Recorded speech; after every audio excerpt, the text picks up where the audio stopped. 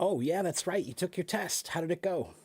You did pretty good in speaking, listening, and writing, but poorly in reading.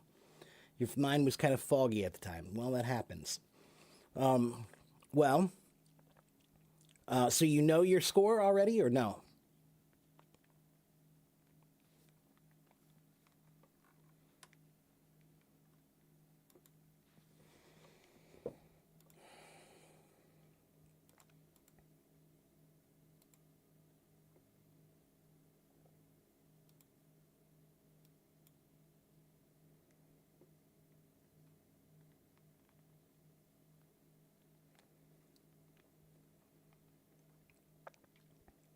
That's my thought. Yeah.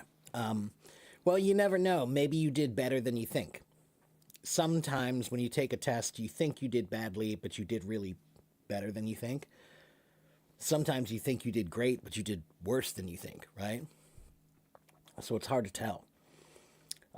But, you can take it again. You can take it again.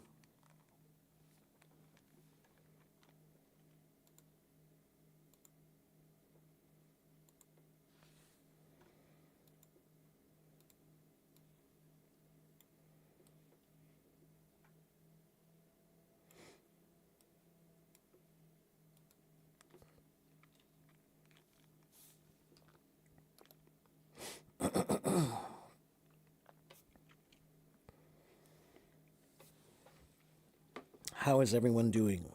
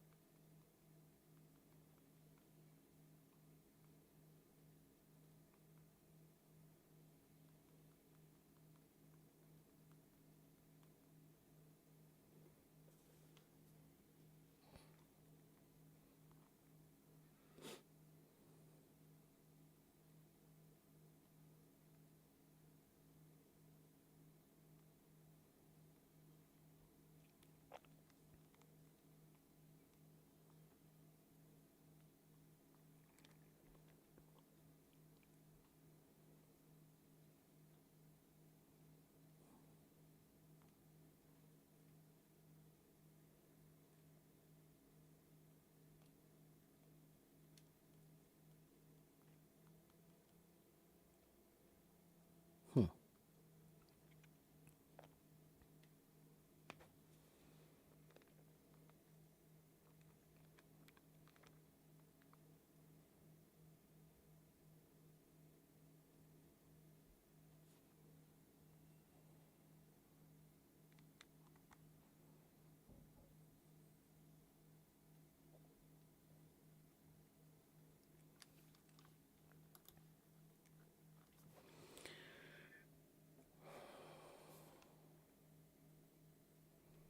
When you look at it from the perspective of life as a whole, the IELTS exam isn't really a big deal. Yeah, I mean, man, no test in life is really a big deal. It's only as big a deal as you make it, you know? So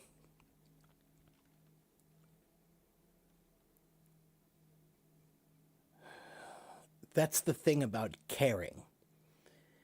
Caring can be healthy or unhealthy. Sometimes you care about things in a way that's not healthy.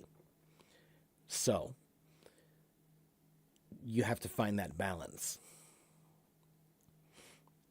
Hello, Danny. Hello, Waleed. I'm fine.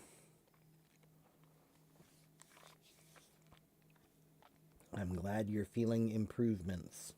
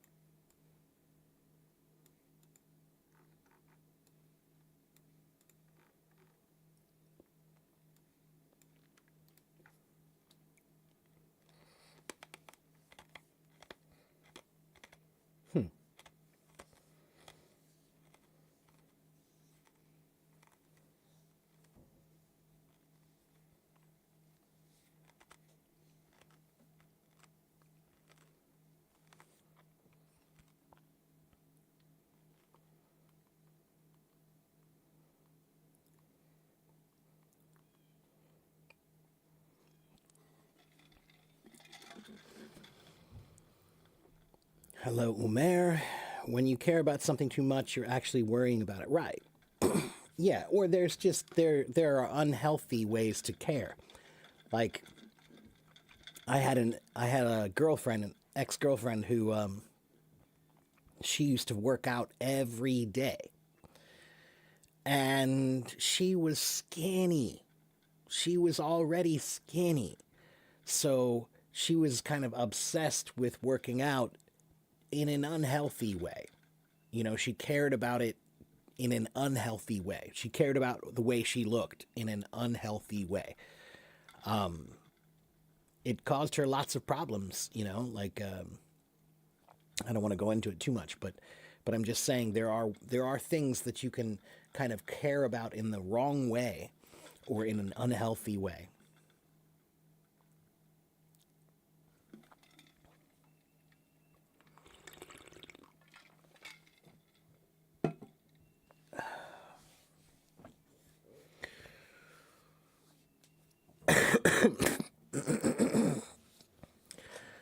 Umair, you want to improve your American accent, but there are 30 different American accents. So are you talking about my accent or any other accent?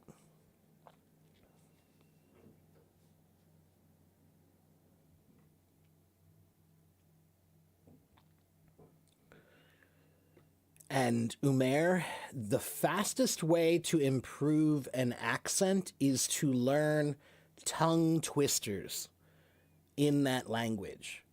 So Brazil, you know, Portuguese, there are tongue twisters in Brazilian Portuguese, right? Right? So you need to learn the tongue twisters for American English, like Peter Piper picked a peck of pickled peppers, or she sells seashells down by the seashore.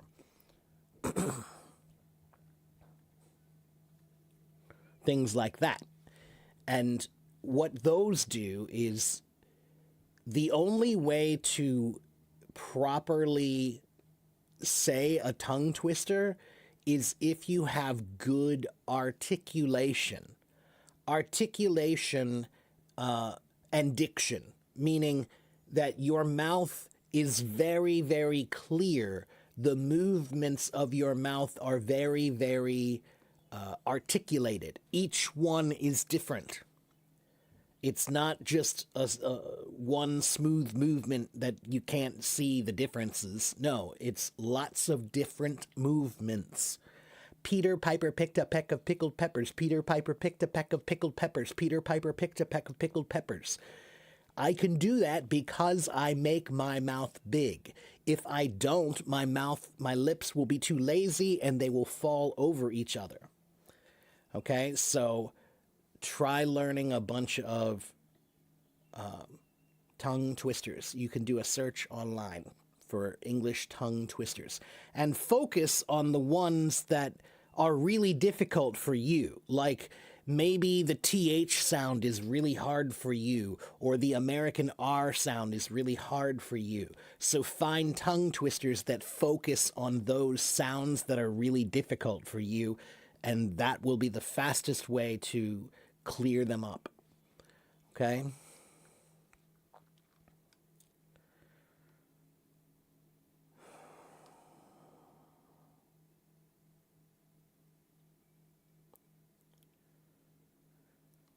Waleed, it's called muscle memory, not muscle mommy. Muscle memory. Muscle memory means that your muscles learn the movements because you've done them so much. Then they stay with you. So there are some drum beats that I learned when I was 16 years old. I learned it when I was 16, but I can still play it now like that because of muscle memory. Hello, Kiyun Anyayaso. Did she force you to work out together? No, she didn't force me to work out with her. I probably should have. That probably would have helped. But no, I wasn't that.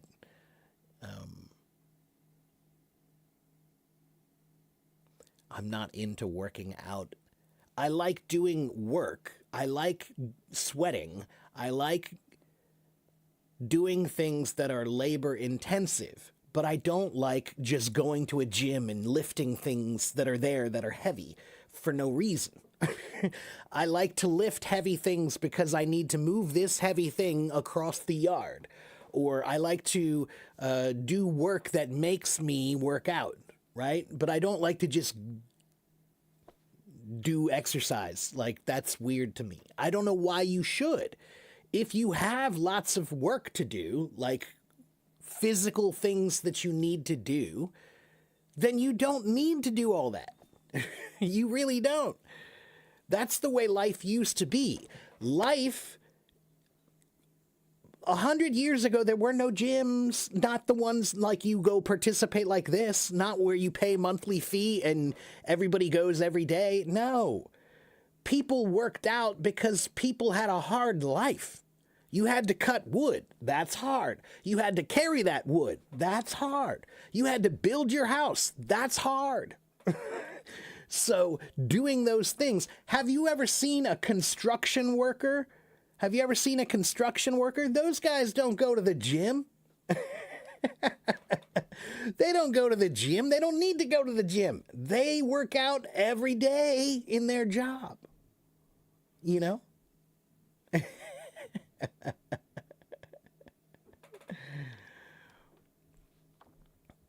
Oh, muscle mommies. You were trying to say muscle mommies. That's funny. I didn't know that was a thing. She wasn't a muscle mommy. No, she was she was more like a model. She's just very thin. Let's see. Hello, Nora. Ni hao. You're still pursuing the southern accent? Okay, well, good luck with that. And yes, Nario, I know there are many accents in Chinese too. Right. Yeah. I mean, I learned I learned Chinese in Taiwan, and the Taiwanese accent is very different than the Beijing accent. It's much more close to the southern Chinese accent.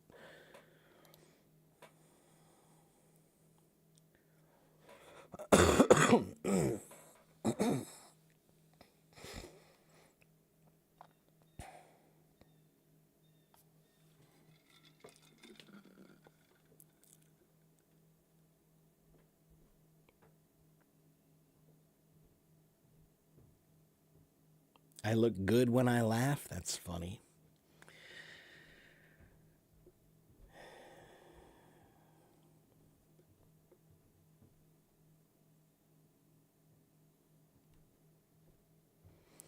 There is flow in my English conversation. What to do? Flow is good. I don't know what I don't know what you think flow means, but flow usually means things are smooth and easy. That's flow. When I teach well, that's called flow. I'm flowing like a river. It flows. Okay? So I don't know. I think you mean to say something else.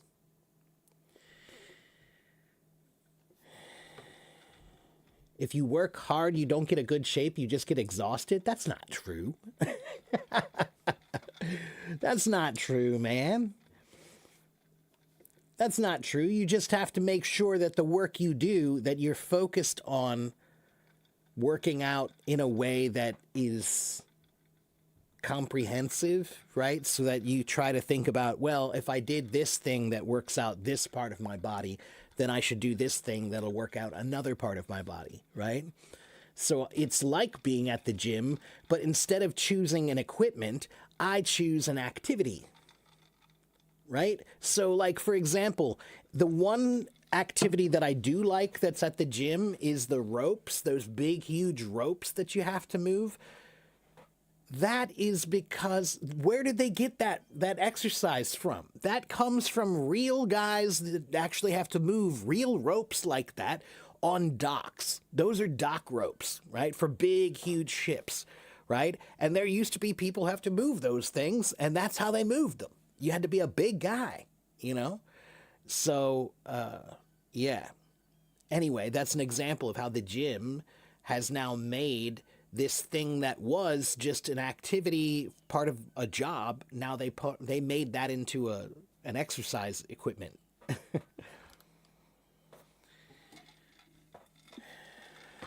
Waleed, I can't do a great Southern accent, so I can't tell you how to.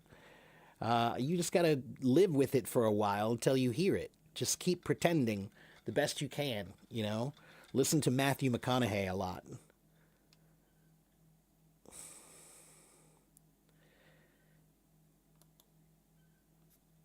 My voice, Omer, is not as deep as you think it is. My voice is mildly deep, but not very, very deep. It's actually this microphone that does all the work for me. Okay, this is a broadcast microphone, and if you use it correctly, then that's what you will sound like. You'll sound like the radio guy, or you'll sound like the guy who does the voice for your test, for the IELTS test. Okay.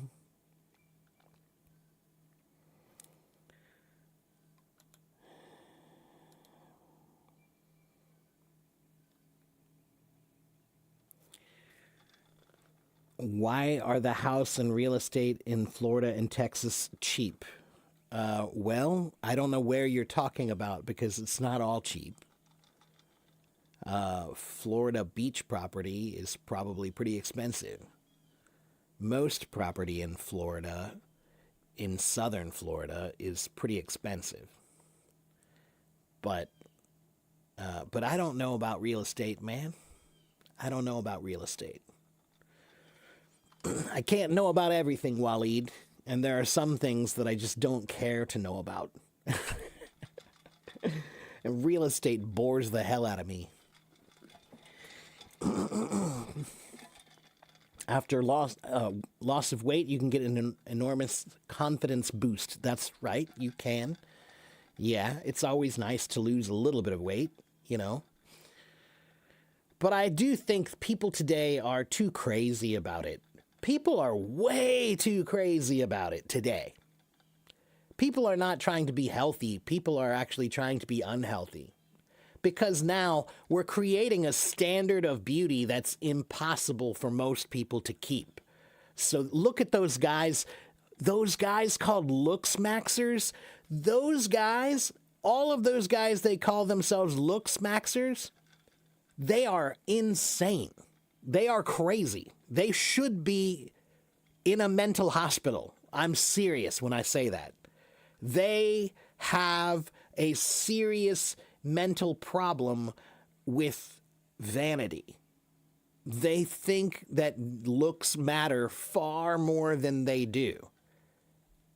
And now they're pushing that on society. And that's not good. It's not good. I want you to be happy. I want you to be healthy. I don't think you need to look like a superhero.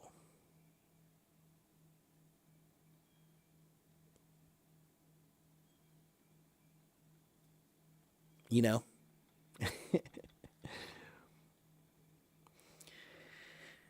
Excess is worse than absence. Sometimes, yes, but at the very least, they can be equally bad. At the very least, they can be equally bad. Excess versus absence. Yeah. Hello, Holvin.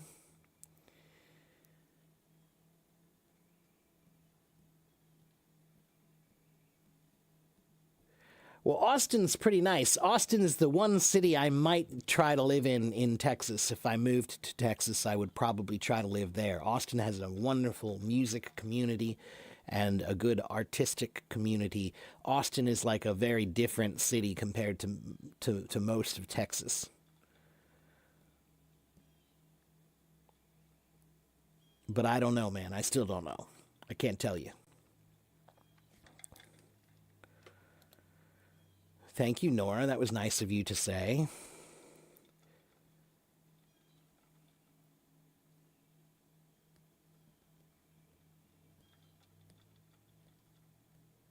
There are many things that I don't care to know about.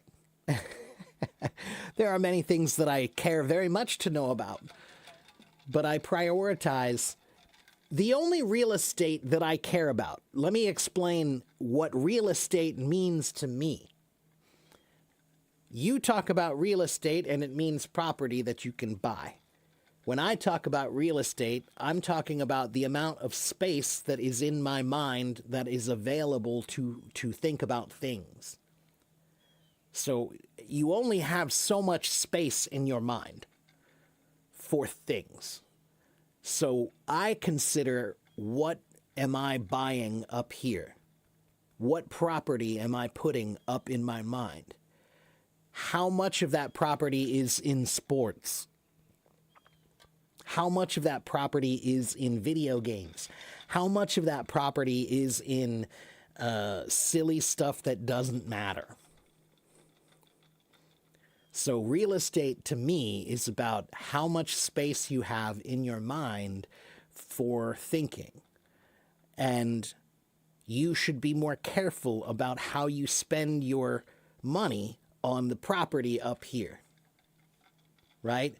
Don't just waste your money on property that's not that valuable, like sports. The point is, there's a comedian I love who he does a show, and in the show he'll choose some guy in the audience and he'll say, can you tell me who was the coach of the Dallas Cowboys for the last 5 years? And they'll say the name. They know the name. And they'll say, can you tell me who was the number one draft pick in football in 2021? And they'll know that answer too. And then he'll ask, can you tell me what year was it that we freed the slaves? And they won't know that answer. You know what I mean? So that's what I'm saying. Real estate. There are lots of guys who are walking around who can talk about sports and they can throw out every name and every statistic like it matters. But it doesn't. None of that matters. All of that is wasted real estate. Wasted real estate. But if you need to know something that is important, then that real estate should be available. You know, you got to make room for some properties. Okay? Prioritize what's important in life. That has never been more important than now. Life is becoming very crazy. It's time that we really think about what's really important and what's not really important.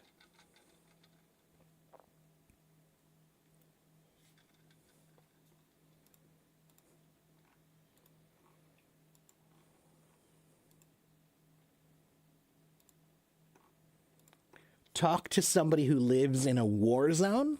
Talk to somebody who lives in a war zone. Then maybe you won't feel like you need to think about sports so much.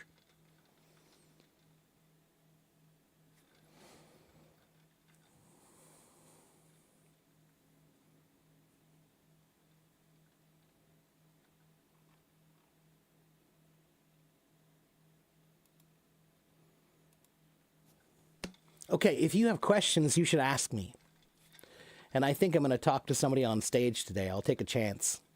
I'll take a chance and talk to somebody on stage. But I will not talk to you if you have not read my file yet, then I will not talk to you. So you have to read my file first. Then you can come on stage.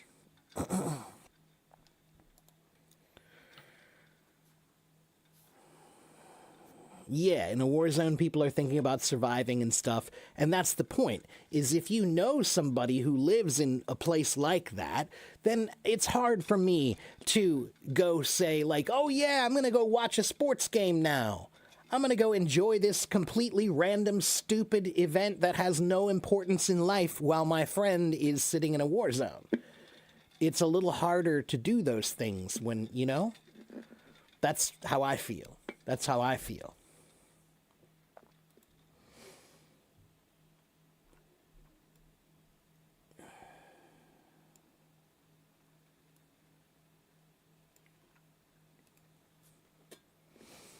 What's the difference between brave and courage and bravery and so brave and courage, to be brave is to have courage, okay? Bravery and courage are similar in the idea that it means that maybe you are afraid, maybe you are scared, maybe you are nervous, but you act anyway. You do what you need to do anyway. That's being brave. That's having courage. Okay? To have courage means to do what you need to do even if you're afraid. Okay? Now, bravery is just like courage. It's something that you have, right? So you are brave or you have bravery. You are courageous or you have courage. Okay? So one is the be form of it, right? Where you're talking about what you are. Okay?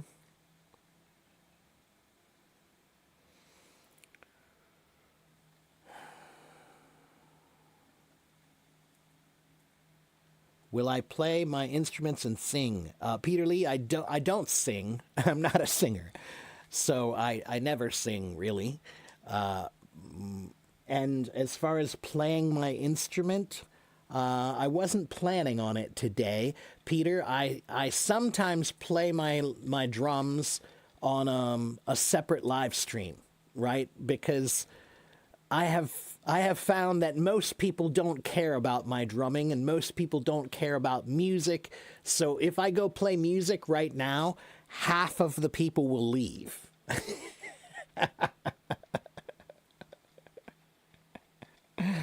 So what I do is I usually do separate streams. One is for teaching, like now, and then I'll do another stream maybe in the afternoon. Later, I'll play one where I just play music. Thank you for asking, though. It's nice to be asked.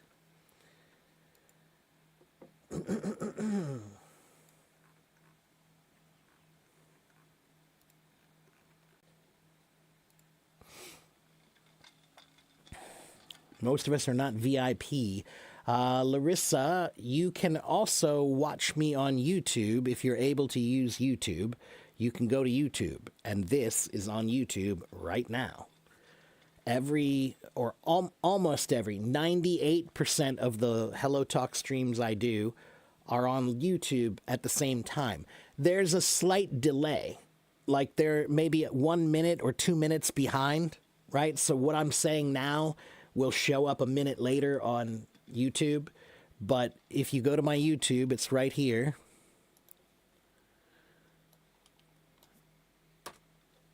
There's my YouTube, and you can join live on YouTube, and there's no time limit. The only thing is, you have to write your comments in YouTube, and sometimes I don't see them as quickly as I see these because I'm paying more attention to all the people over here. Okay?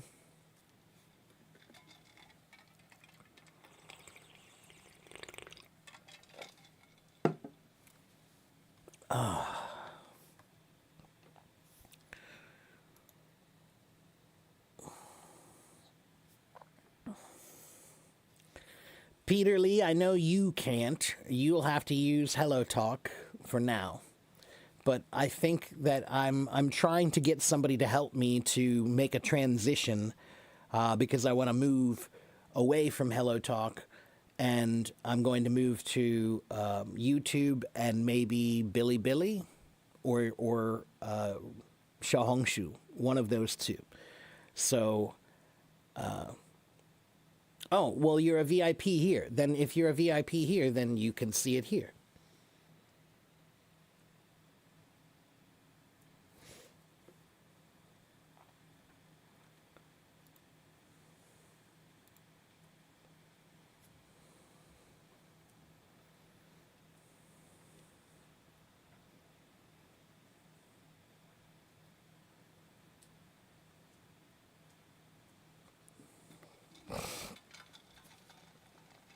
Can I play 50 Cent Candy Shop on drums? I don't know that song, but I'm going to say probably yes. Because hip hop is usually one beat that's repeated again and again and again, maybe with some stops and starts in it a little bit. But hip hop is usually a pretty static, repeated thing that's not too hard. But I don't know that song. Annoying.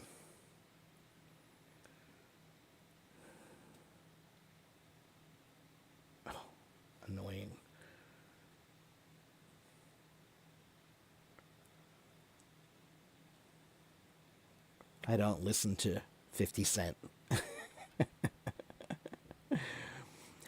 Alexander, I like hip hop. I grew up listening to hip hop.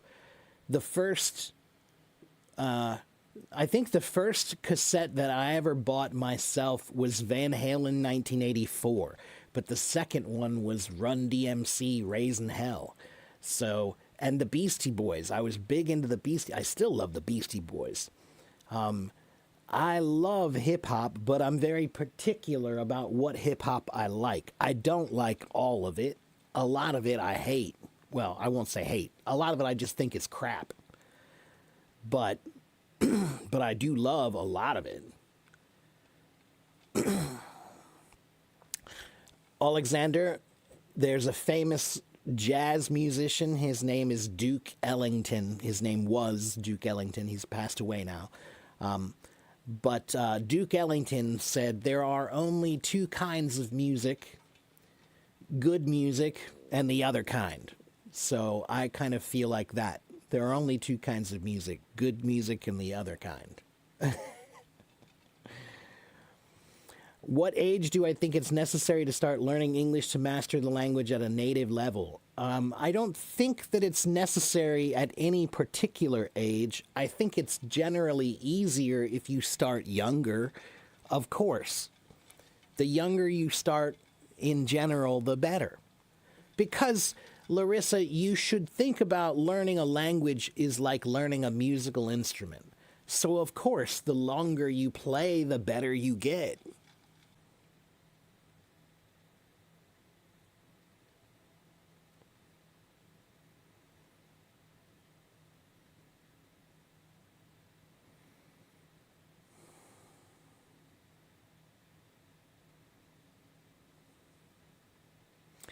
You meant you can get in trouble with street bands due to hip hop. What do you mean by that? There's lagging? Well, there is bad weather today. So it could be the weather. I don't know.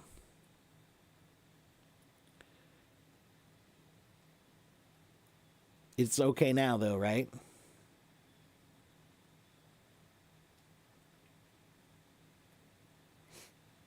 Do I like fusion jazz, for example, Weather Report? Yes, I do. I met Alex Acuna is one of the drummers who played with Weather Report. I've met him before, and yeah, I do listen to a lot of jazz. Hip hop is the music of the streets, not for outsiders. I disagree. Alexander. Hip hop is the music of the people, man. It's the music of the people. It's for anybody. For example, Alexander, do you know who one of the greatest stars in hip hop is right now, today? Do you know who one of the greatest? Everybody today is saying that one of the best ever is a guy named Harry Mack. He's a white guy. He looks as white as me. And he looks very, very middle class. He's not from the streets. But he is the best I've ever seen. And most people are saying that. He is incredible. He also plays drums. He can play drums and rap like I've never seen. He kills Eminem. Eminem can't touch this guy.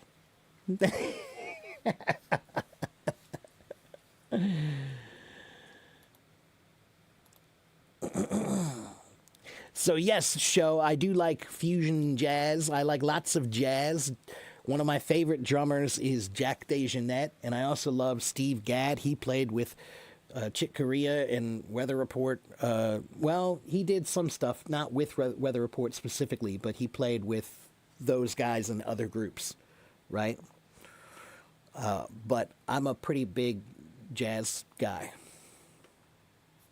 Not the biggest, but I do love jazz. I play jazz.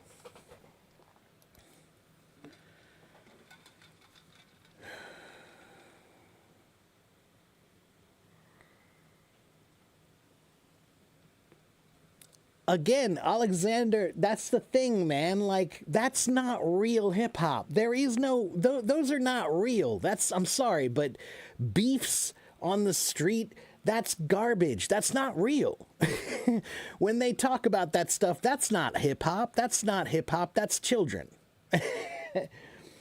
Yeah, I got to meet Steve Gadd show when I was 25, 26.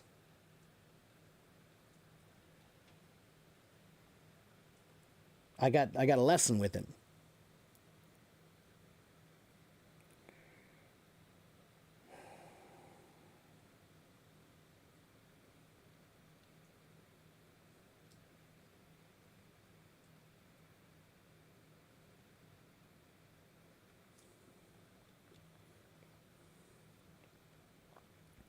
I'm saying, really, any hip hop that's doing beefing is garbage in my opinion. So all of those guys who are talking about, I'm the better rapper and he's not good and I'm going to kill him and this and that, that's all the most childish, dumb stuff I've ever heard. And I don't listen to any of those fools.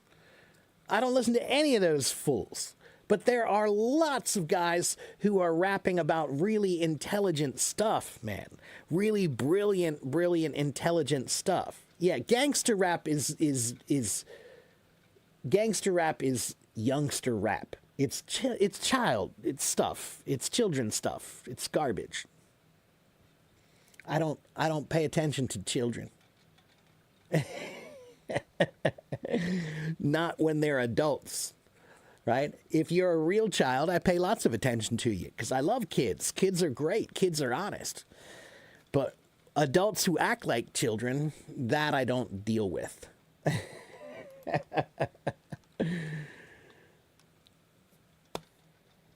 Okay, please help me understand something. After immigration or immersion in an English-speaking environment, how many years do we need to start thinking in English? No, you start from the beginning. So if you come here, you should start thinking in English now. That's my whole secret, Larissa, is to teach you how to think in English now so that you can practice English anywhere. You don't have to move to another country if you can think in English. You can walk outside your door anywhere in any country, anywhere you travel, and you can think in English and practice English. So you can immerse yourself tomorrow if you wanted to. Okay?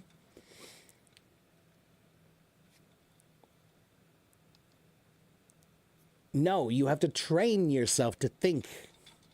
So every day here in America, I try to spend some time thinking in Chinese so that my Chinese becomes more comfortable. Okay? Seems that I've been watching too many movies about that, but you better have a gun on your belt. Yeah, that's movies, man. That's all movies.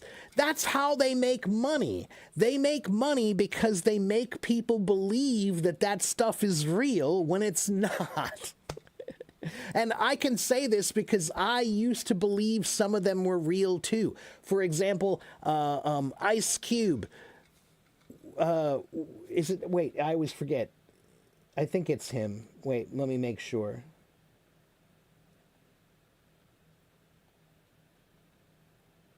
I always get his name confused.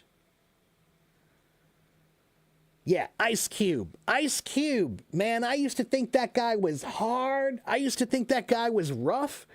He is the biggest wuss ever. What a complete joke. What a sellout. One, he's not even a sellout. Because to be a sellout, you have to have sold something out in the first place. He didn't have anything original in the first place. It was all an act. He is he's just a rich dude. He's a rich dude. And when he was a young kid, all he wanted to be was the rich dude. And he figured out that I can become rich if I pretend to be this bad guy. Everybody will think I'm this bad guy, and then I'll get rich. Now he's rich, and now everybody can see he was never a bad guy in the first place. He was always a big wuss. It was an act. It was all an act. So he is much more real. When you see him doing movies where he's like this father figure for the children or whatever, that's a lot more real than what he said he was. He said he was some hard rapper from the streets. No, man. No, sorry. That the credibility is gone. Our rap and rock about protest, they started as movements against the system. Sergey, a little bit. Not entirely, though, man. Let's start with rock, because rock came before rap. So rock was born in around the 1950s in America. And rock came out of blues and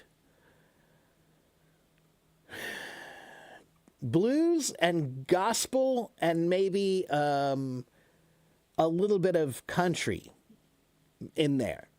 So, but it was mostly out of blues that it started, because blues music started with what we call the backbeat. The backbeat was this big fat boom, boom, boom, boom, boom, boom, boom, boom, boom, boom, boom, boom, boom, boom, boom, boom, boom. Right? It was this whole 1, 2, 3, 4. That 2 and 4 feel that was begun kind of in jazz and blues, and then it moved over into rock. Okay, so. But how did it start? Was it a protest rock? No. In the beginning, rock it wasn't a protest, man. It was just pure expression. It was just energy. It was just people expressing themselves. But every new music that comes out scares the old people. All new music makes the old people feel worried that things are changing. So the protest was because the old people didn't like rock music. The old people thought rock music looks very, undignified, and rock music doesn't look very mature, and rock music is very loud and not nice, you know? So it was actually not meant to be really a protest music. It was just expression. It was just people expressing themselves. But the way people took it, they thought it was like they're fighting against us being not loud, right? So that's how rock became what it is. Rap did kind of start as a tradition of... So rapping, it depends on where you look at rap, where it began. Many people look at rap beginning in the late 1970s in New York City, there were some parties. They would do these parties where everybody in the block would come to these big parties, and they didn't have instruments. They couldn't afford instruments, and you didn't have any place where you could play with the instruments, so they didn't use instruments usually, but they did have record players and they did have speakers. So they would hook up speakers and record players and play music at the party, right? That was DJing, is how it started, was just playing the records. But then they started playing with the records and singing along and using the music from a record to make new words over that music. That's where rap kind of began. Now, you could go back and say rap goes much further back than that, because rap has roots in poetry. Pardon me. But both rock and rap became music that were used to protest, but I don't believe you can say that they began completely out of protest. Okay, Sergey? I hope that explains it. But it will be an instant translation of our thoughts, not thinking in English. No, if you practice, Larissa, then it will become your thoughts in English without translation. Okay? Okay, if you want to know how to think in English, then you need to get my article about thinking in English. Here.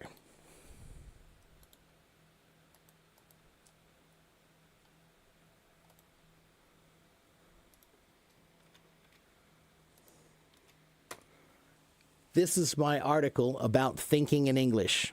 Get it and read it.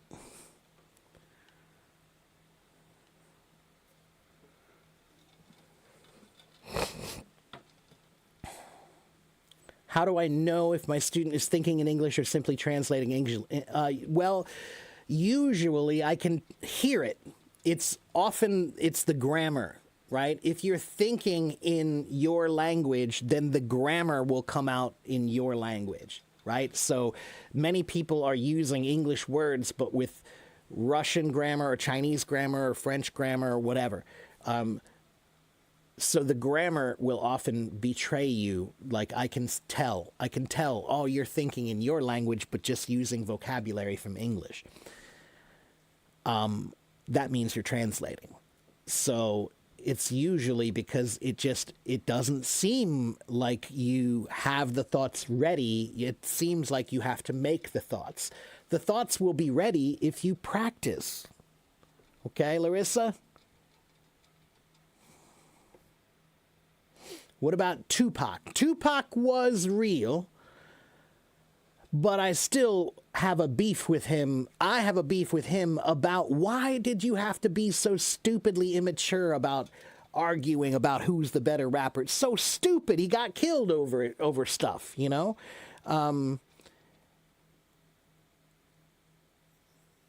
Tupac was real. Tupac wrote some stuff that I do like. His lyrics were intelligent. He was a really smart guy. He did some really stupid things for a smart guy, but many smart guys do. What about metal? How did metal start? Metal came out of hard rock. So hard rock began in the, I would say, mid-late 60s. Led Zeppelin, bands like Led Zeppelin, are considered the forefathers of hard rock. And then Led Zeppelin and Ozzy Osbourne and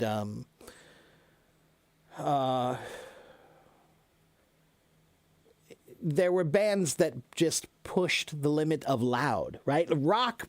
Once rock started, it got louder and louder and more wild, and so it became, it gave rise to new styles of louder music, which became metal. Okay?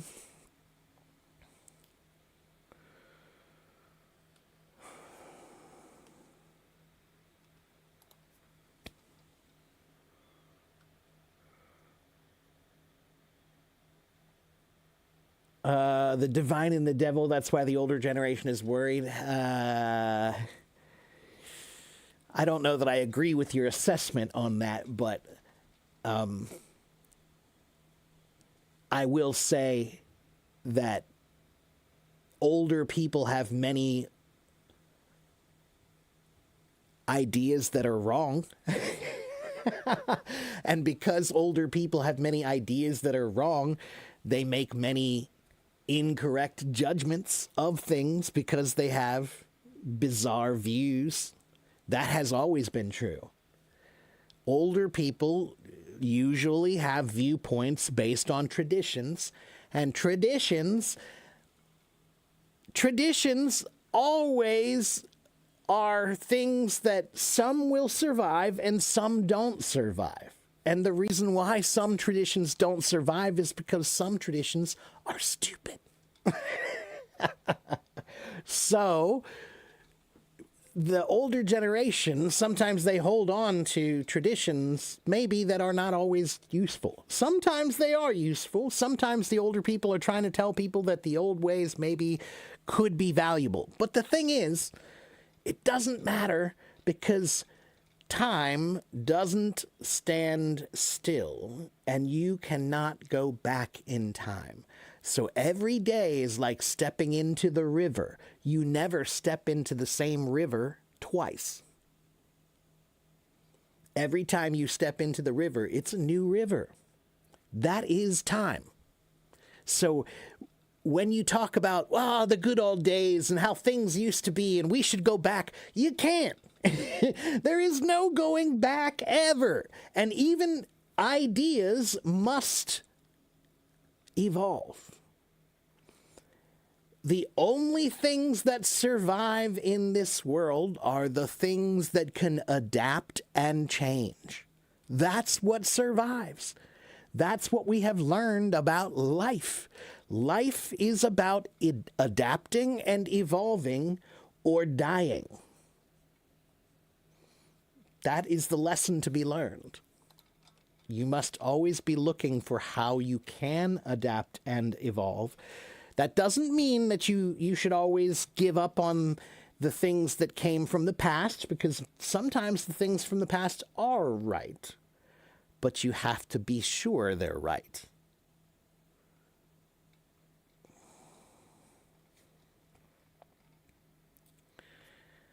To have a beef with someone is an idiom. Yeah, it means to have an argument or a fight or a disagreement with someone. It means you have a beef with them. My beef with you is that you treated my friend badly, so I don't like you now. So now I have a beef with you.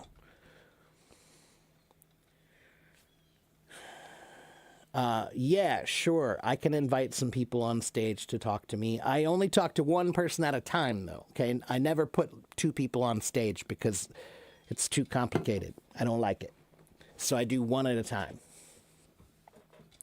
I found out that 60s and 70s rock bands from the UK, many of them were, but not all of them were. But yes, the British invasion is part of the rock development in rock history, in music history. Yeah, but it wasn't all bands from the UK. They just had a lot of them that got popular all at the same time. So it became like, oh, well, look, there's one that's good. Now, look, there's another. It was like lots of them all at once. You know, The Who and, you know, lots of those. Well, the Beatles, of course, you know.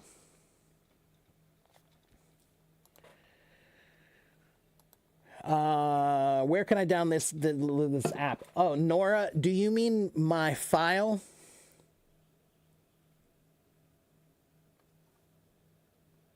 Which thing are you trying to get, Nora? I'm not sure what you're trying to get.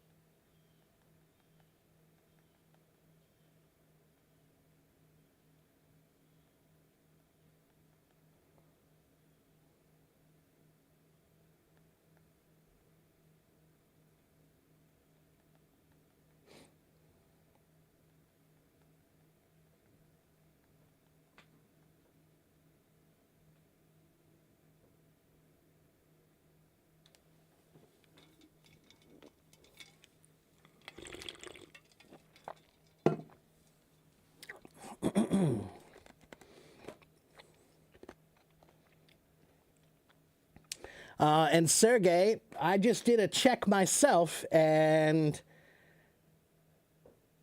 during the peak of the 60s, between 64 and 66, it was about 60% American and 40% British.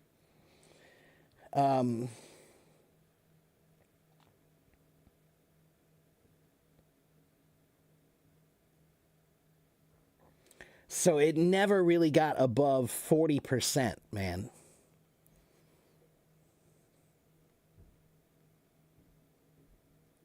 As far as the charts were concerned, when you look at the charts, the Billboard charts, that's what we usually look at.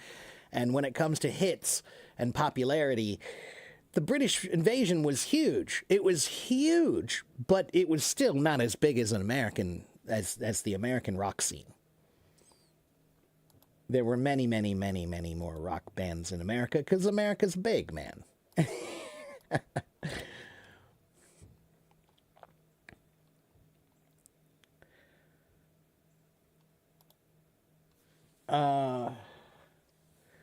Why do I feel metal is more Eastern or Oriental and sometimes Middle Eastern? Okay, that's a good question, Ali. Waleed. Metal has metal is usually in minor keys. Minor keys in music means they sound darker and not happy, right? So major keys sound happy. Minor keys sound kind of darker. So that's the beginning, is they usually use minor keys. Then there are a couple of scales that sometimes they use that are Middle Eastern or Eastern scales. Like the which one is it?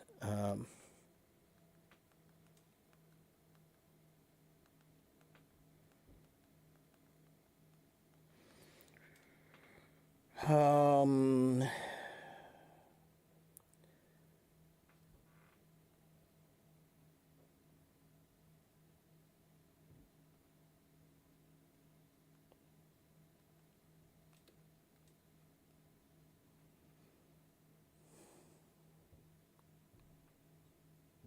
Phrygian dominant. Phrygian dominant is a scale that sounds very, very Middle Eastern. And also because Middle Eastern music and a lot of Oriental or Eastern music, Asian music, we don't usually use that word Oriental anymore, by the way, Waleed. They have something called a droning bass. A droning bass means a low note or very, very low notes that kind of continue through the whole thing. So there are some metal songs that are kind of like that. So, yeah. Do I like 70s, 80s classic rock? Yes, I do. I grew up on that stuff. Yeah, sure.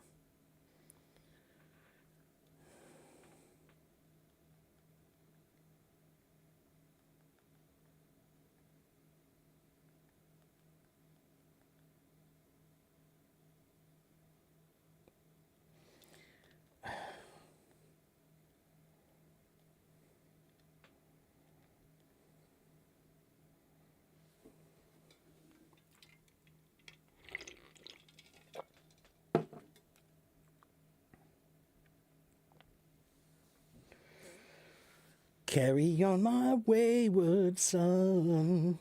There'll be peace when we are done. Yeah, that one. I was just singing it.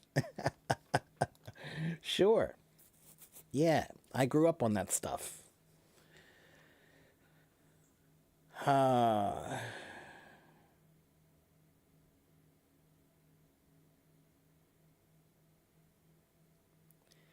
Can't find my website. Oh, Nora, you mean my blog? Uh, yeah. 我感觉如果你是中国人，你需要用梯子。我觉得 I'm not sure. I think so.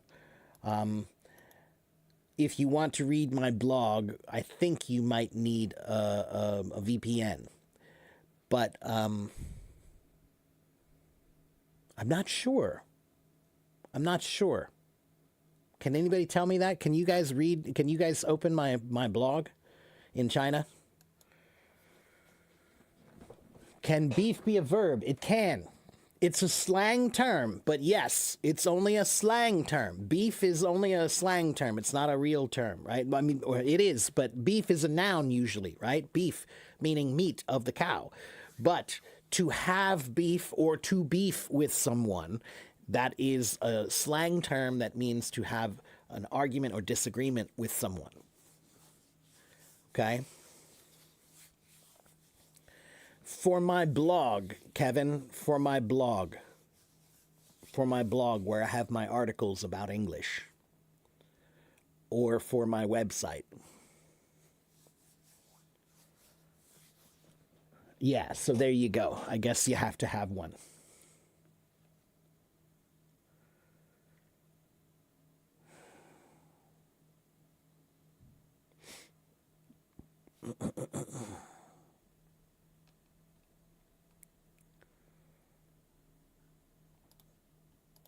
Yeah, I know, Alice. I know. I can't help you guys with that. I'm sorry. Wait a minute. But, well, no, I don't think I can send it that way either.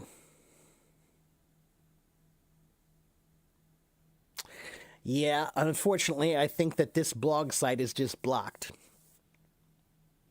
Unfortunately, for you, it's blocked.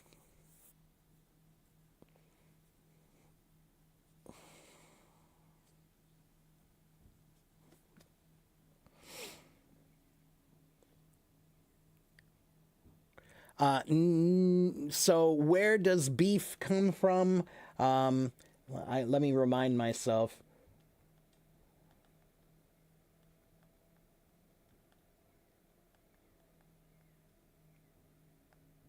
I don't think so, but I'm going to double check.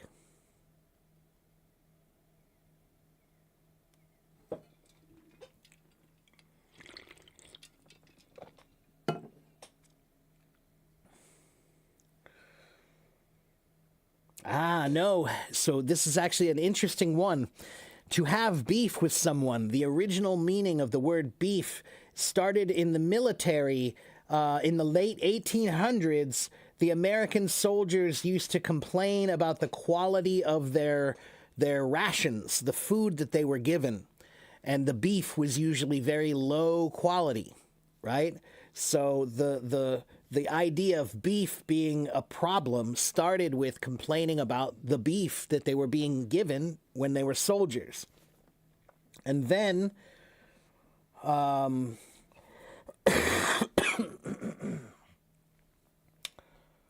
let's see.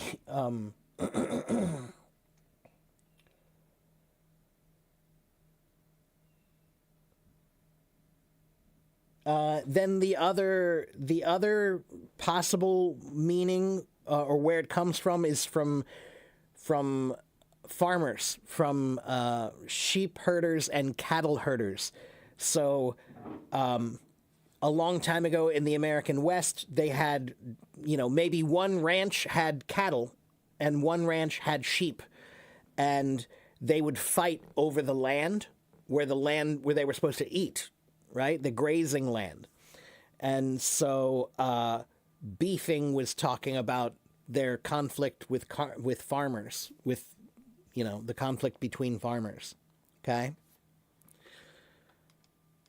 And then there is another possible theory, which is just that the word beef sometimes is used as a slang term to talk about somebody looking very muscly, right? So if we say he's a beefcake or he's very beefy, that means he's muscly. Okay? So that term also might have been like, oh, he's muscly, so he's ready to fight, kind of a thing. Okay?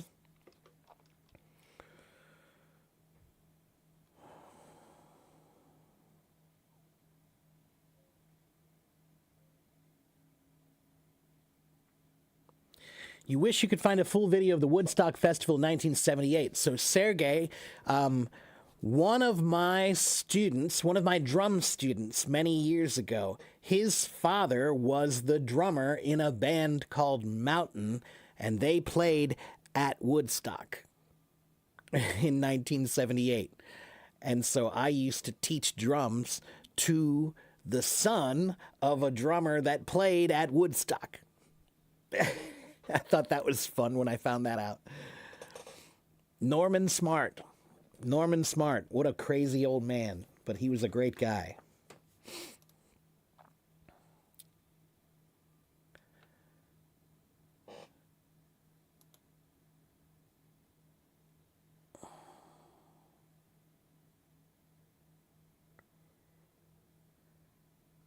What's the difference between fill in and fill out? Okay, let me think about my answer.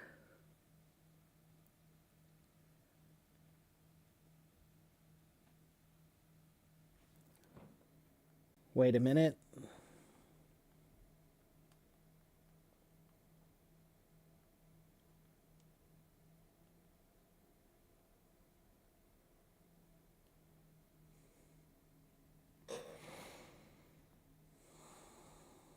So, fill in and fill out sometimes are the same meaning. Like if you're talking about a document, sometimes people will say fill in this document or fill out this document. It means pretty much the same thing. But fill in, sometimes it's talking about a specific piece of information, right? Like fill in your address.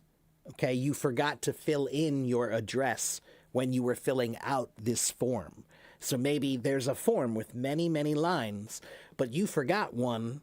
So they'll say, hey, you forgot to fill in this line when you were filling out your application, okay, or your document, okay?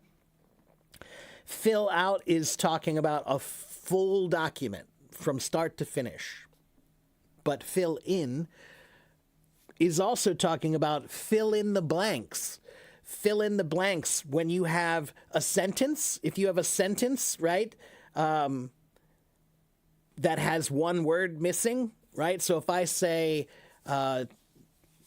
yesterday at the blah, blah, blah, I saw 6 monkeys. Yesterday at the blah, blah, blah, I saw 6 monkeys. What's blah, blah, blah? Yesterday at the blah, blah, blah, I saw 6 monkeys.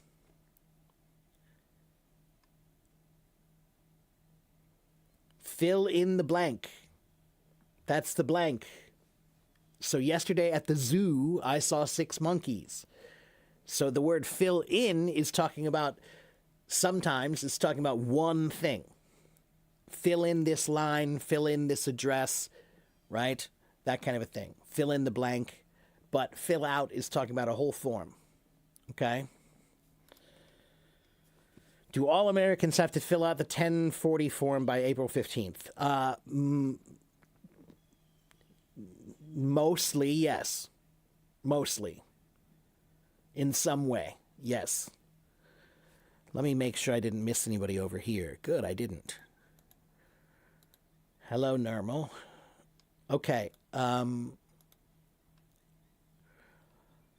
All right. Now, if you want to raise your hand and talk to me, you can, but only if you've read my file first. You have to read my file first. If you can tell me the secret password, then you can talk to me. But you can't talk to me if you haven't read my file.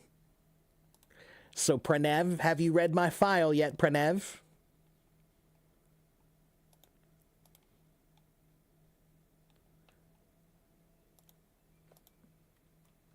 Then you need to get this. That's my file. Read that first, and then I'll talk to you. Okay? Open it, copy it, and paste it. If you click it, it doesn't work. But if you copy it and paste it, it will work. And then just read my file. It's just a few pages, and it'll tell you everything about me and what we're doing here, and then I will talk to you. Okay? Is there anything in difference between tax break, tax cut, and tax write-off? Tax write-off is when you spent money on something. So I bought a computer that's for my business. So because that money was spent on something for my business, that means that when I pay taxes, let's say I owe them $1,000 in taxes, but I spent $200 on equipment for my business. So that means that now I can subtract that amount of money from the amount that I owe them. So instead of $1,000 in taxes, now I only owe them $800 in taxes. So writing off means what money did you spend on your business? That money can be deducted from the amount you owe them in taxes. Okay? Tax cut is when, or tax break, those are usually the same thing. That means that there was some law that was passed that gives you some sort of a break because of something. Like maybe they made a law that says if you have more than one child, now you have a lower tax rate, right? Because you have more than one child.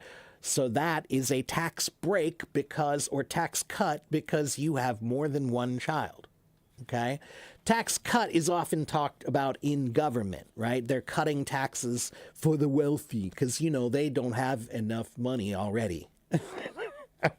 The wealthy are really, they're having a hard time. The wealthy people are really struggling. They can't afford to pay taxes. That would be so rough for them. That would be so hard for them. They might have to sell their 15th house if they have to pay taxes. That would be so sad.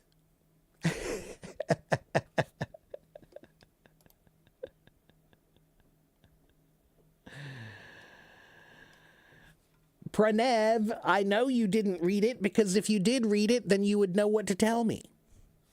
Ah, see, I tricked you. I tricked you. There, if you read it, then you know what to tell me. Everybody who has read it knows what to tell me.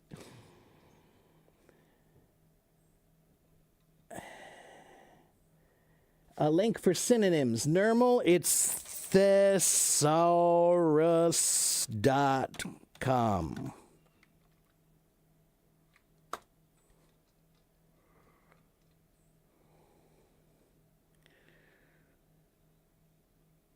What's the difference between docked, deducted, and subtracted? Docked is like when, let's say you were late for work every day for 1 hour. So your boss will dock your pay for those hours that you were late. He will dock your pay, right? So it means they're going to take the money away from you because you were late from that time. Deducted and subtracted are pretty much the same thing, but subtracted is more of a math term, and deducted is often a term used in taxes, right? To deduct this amount because of this deduction. Deductions in taxes means the things that you can write off or the things that you can use to lower your tax bill. Those are the things that you can deduct. Okay. To deduce is also a word in English that means to find the answer to something. To find the answer to something.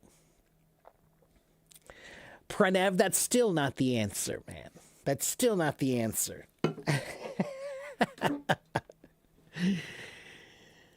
It's on the last page, Pranev. It's on the last page.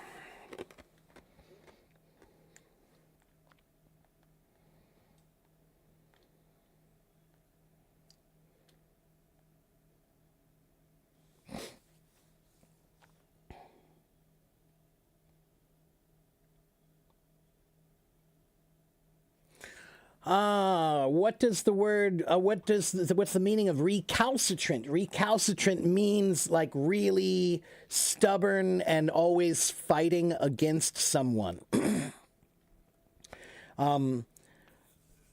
It's talking about somebody who is stubbornly resistant to authority or control.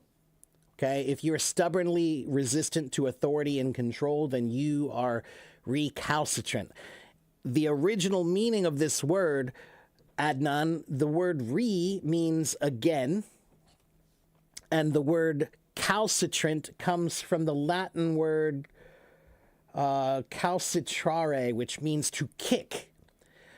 So the re doesn't really mean again, it means back, like kick back, right? So the word recalcitrant means to kick back like a horse, like when you're trying to tame a horse, but it doesn't want to be tamed, so it kicks back at you. So a recalcitrant person is someone who's always fighting back at you when you want to control them. Okay?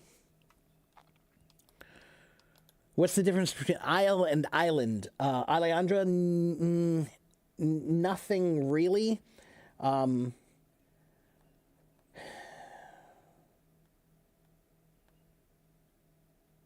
Wait a minute, let me double check one thing.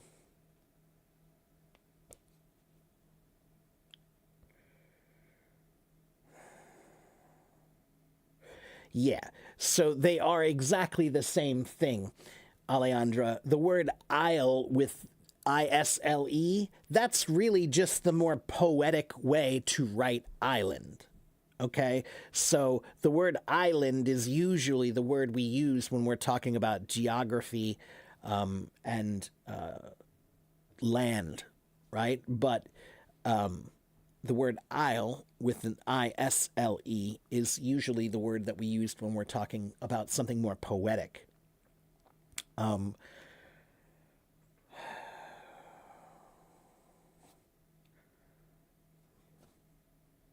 It's interesting, though, these two words are actually completely unrelated.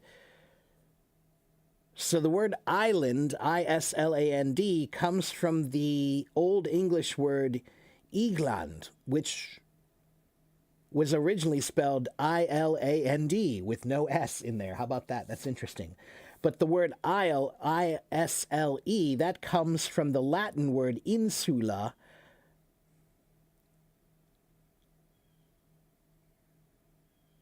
Oh, wow. So the S in island, that was added later.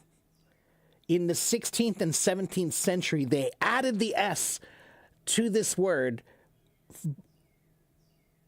only because they thought it looked more cultured and French.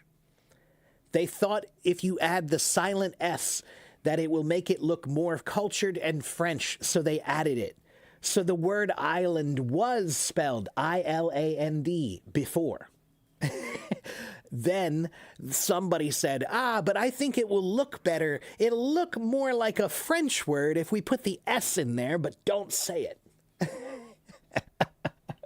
So it's really hilarious that we still spell it and pronounce it that way when it was never that way originally. They added it because they thought it would be nice. It's funny. Okay, so let's see.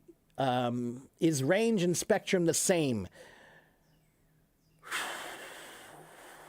Wow, that's a hard one. No. They're very similar, but what I would say is range is maybe more. Range is usually more about distance or boundaries between two things, right? But a spectrum is more like a continuous flow, where how do I explain this?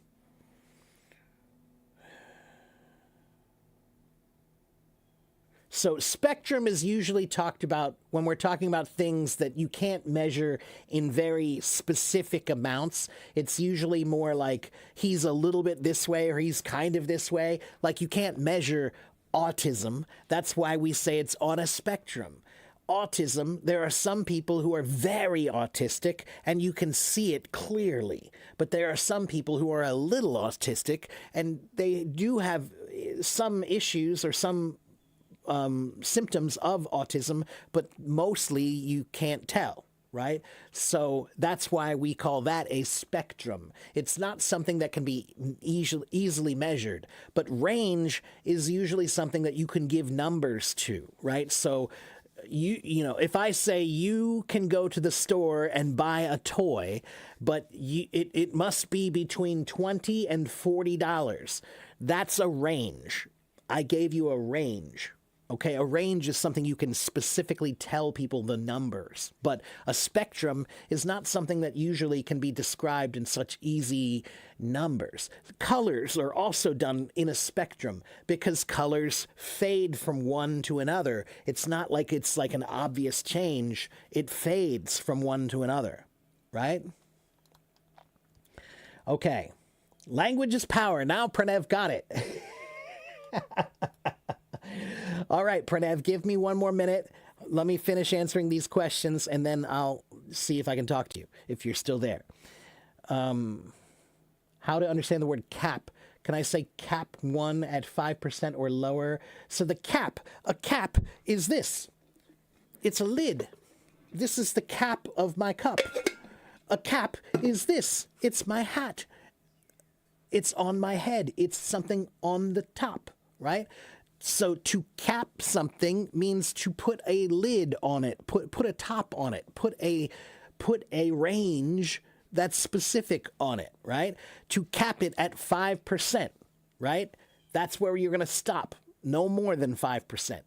Okay? So capping it means putting a lid on it to stop it from going more than that. Okay?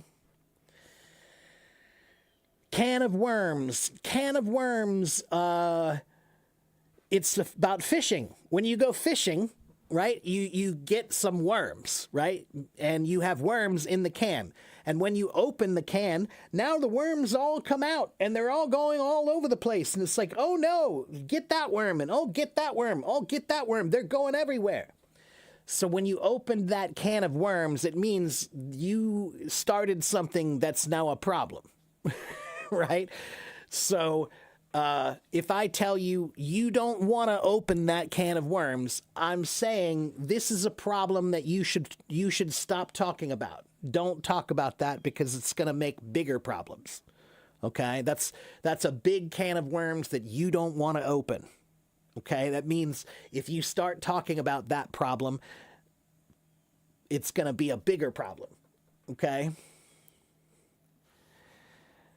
And then there's the word aisle, A-I-S-L-E, and that word is very different also. That word came from churches, church buildings. The church, when they would build a church, there was always a section on the side that was left open for people to walk. That was called the aisle. And then we used that and we took it from church and we added it to the supermarket. So when you go to the supermarket and they say, where's the bread? They'll say, oh, the bread is in aisle 2. So now an aisle means a walkway for people. That comes from church buildings. I live in Ohio. Okay. Are sin and thigh pronounced the same? No. Thigh. Thigh is just thigh. It's not that hard. Thigh. There's no GH sound in it. It's just thigh. Okay? Sin. Thigh. Okay? Okay, now Pranev wants to talk to me, and he has been patient, and that is something that I appreciate.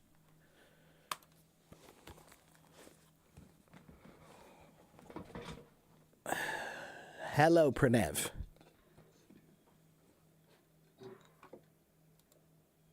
Yes, Mark. Good evening. How are you? I'm fine. How are you? Yeah, I'm also great, and thanks for asking me. I think I And talked to you. I think I finally I talked to you got the before. password. I think I talked to you before, didn't I? Yeah, you talked to me before. Yeah, I remember now. Okay. All right. And yes, That you. somebody attacked on my profile, so I changed my name. Ah, I see. Okay. I understand. Ah. Yeah, So yes. what can I do for you today? Today my question for you: what is the difference between since when and from when? Uh, okay. Let me think about the different contexts. Since when Yeah, versus for it's not when? brainstorming for you. Is it brainstorming for you? I think it's cup of tea for you. Well, no, it's not that it's not difficult or it's just that there are many possibilities, so I have to think about all of them, right? So, Okay, okay, yeah. since when is when you're talking about when something began, right? So, if I talk about, for example, since when have you lived here? Since when have you lived here means how many years have you lived here? How long? How many months? How many years have you lived here? Since when?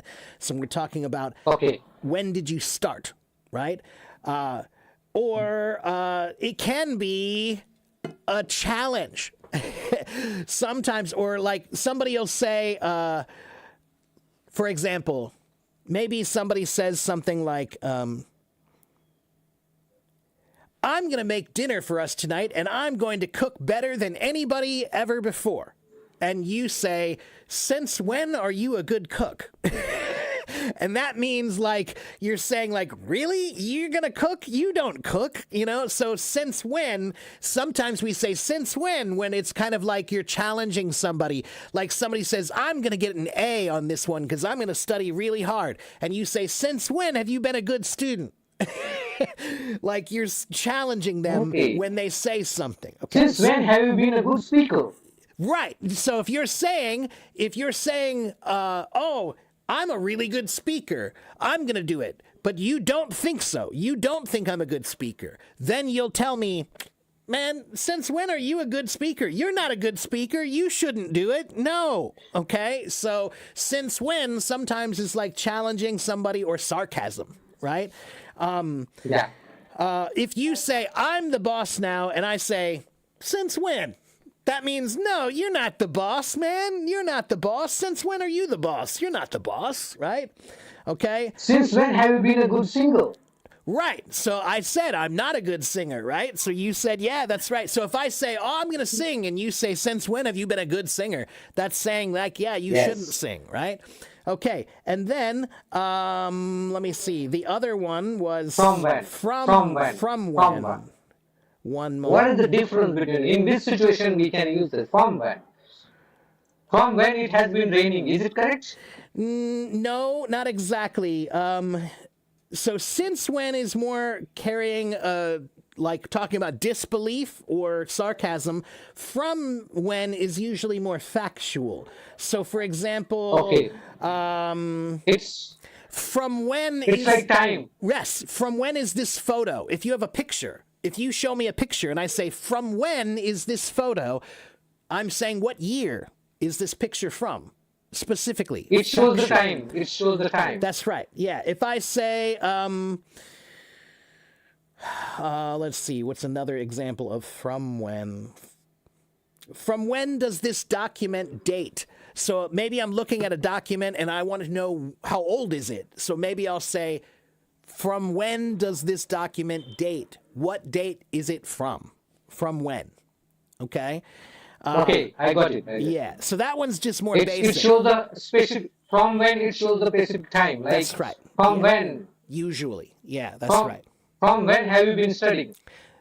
Well, I wouldn't use it like that. For that, I would say, for how long have you been studying?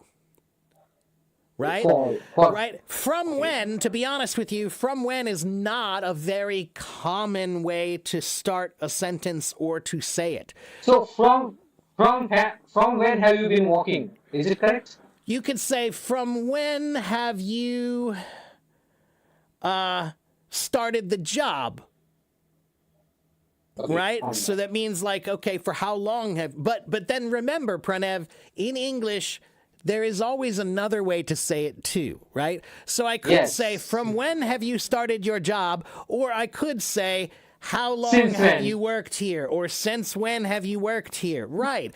So that's Yes. important because it means sometimes you don't have to learn all of them. It doesn't matter, man. Look, sometimes language is like a pocket knife. A pocket knife has many knives. So if you don't want to use this knife, then use the other knife.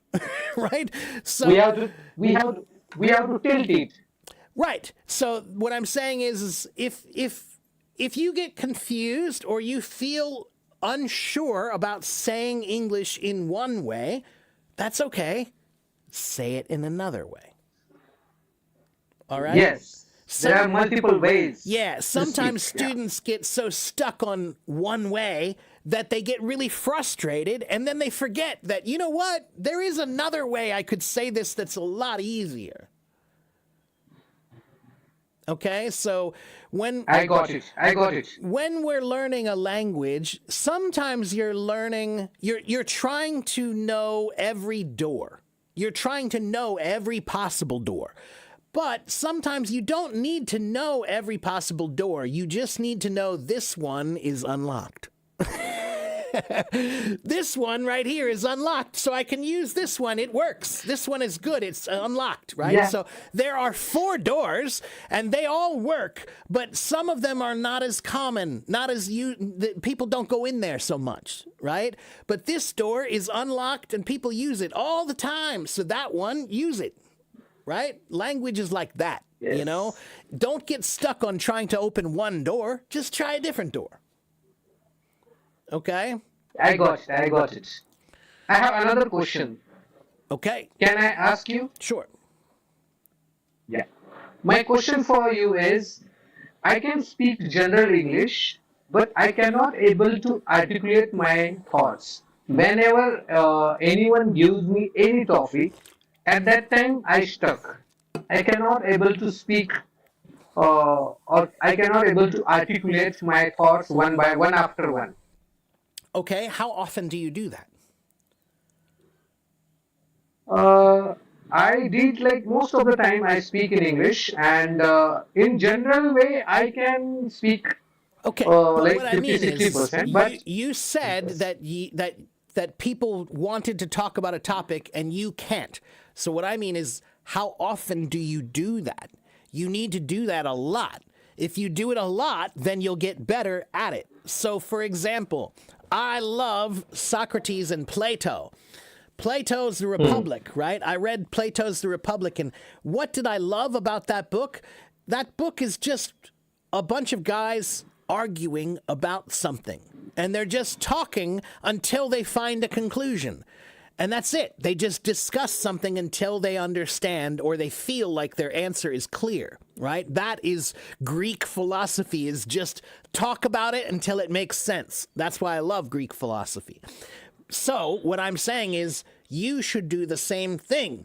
You need to be in a situation every day where you have to talk about a subject in some way with a group of people, so that it doesn't feel like it's a test on you.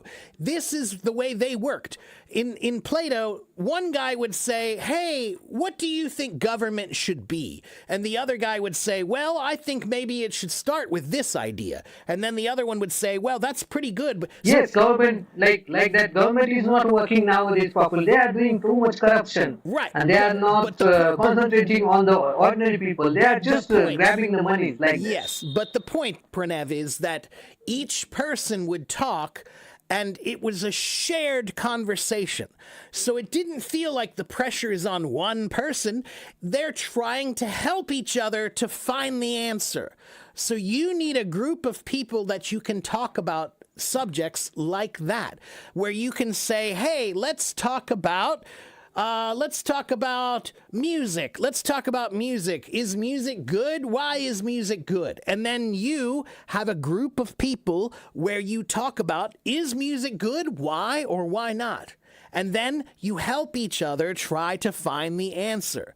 So if you do that every day, Pranav, then you will get better at expressing yourself, because you'll hear you'll hear yourself and you'll hear other people trying to express themselves, and then you'll learn how to express yourself. Okay, so if you want to express yourself better, you can't do it unless you express yourself more. So Okay. do more and you'll get better. Okay? Thank you. Thank you so much. You're welcome. You're I welcome. got it. Thank you for your valuable time and thank you for your guidance You're and welcome. support. Last time also I applied that you said me how to improve the vocabulary. Now I am writing every day 5 words and I am making the sentences by using these words. Okay, So good. I am really happy. Yeah. Good. Great. Great. Well, again, Yeah. follow the rest of my blog. You read those articles and you'll see lots of tips. Okay? Yes. Yes. Thank All you. right. Thank you so You're much. welcome, Pranav. Good luck, and I'll see you next time. Bye-bye. Bye bye. Okay, let me check the comments here.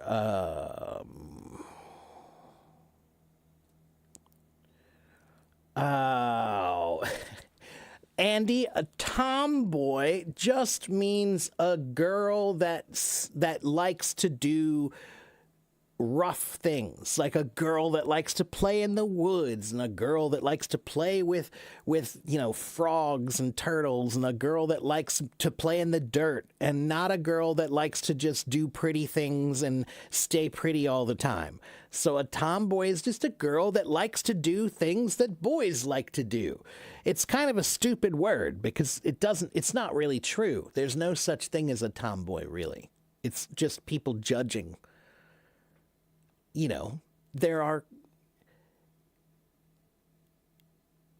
It's a silly argument, So they used to say that only boys can do this job, but now we know that's stupid. So it's kind of like that, okay? Now, ladyboy is a different thing. That's a third gender that is something that exists in certain cultures, and that's all I'll say about that.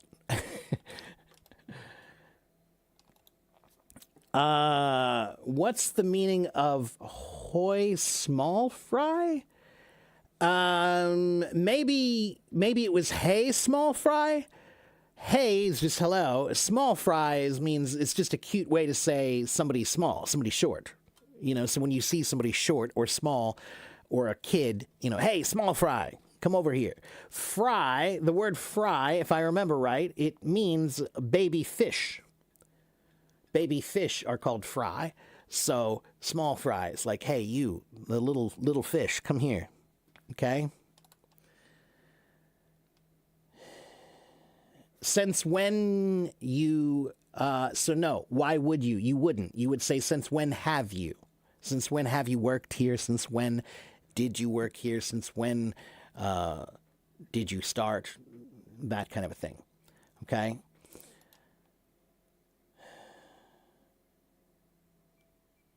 Yeah, that's what I mean. From when is not often used. From when is very rarely used. Yeah. Okay.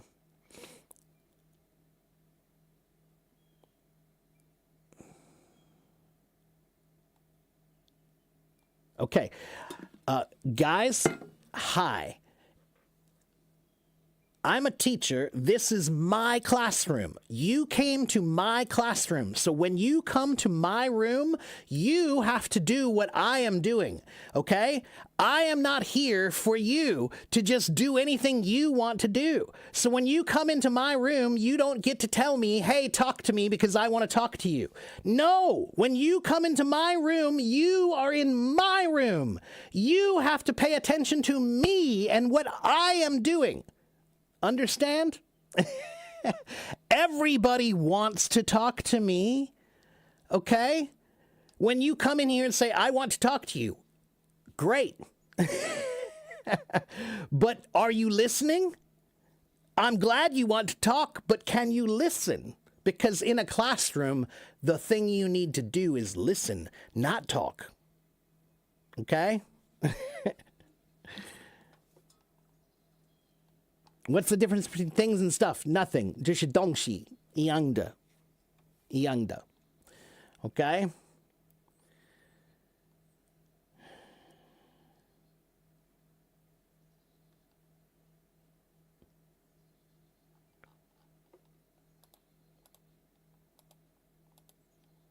I will talk to you. I will talk to people who know what's going on. If you know what's going on here, I will talk to you. If you just walked into my room and said, talk to me, then no. I'm not interested in talking to you because you don't even know me. You don't know what we're doing. You don't know who I am. And you don't know why you're here.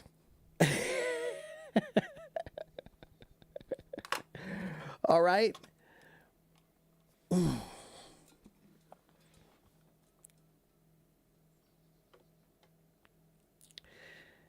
It's not that I don't want to talk to people. I just, you have to know what we're doing. That's it. You have to know what we're doing here. That's all. It's not asking that much. It's not asking that much. Okay. Hello, everyone. All right, let's see.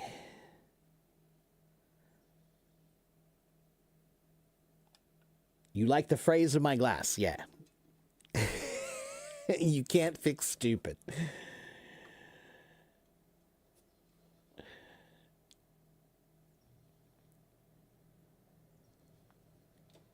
Andy, if you want to know about will versus would, I'll give you a good page for that.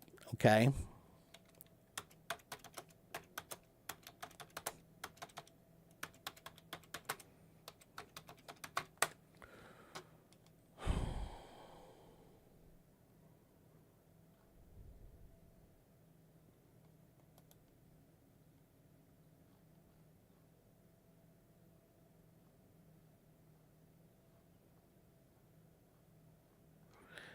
So, wait a minute.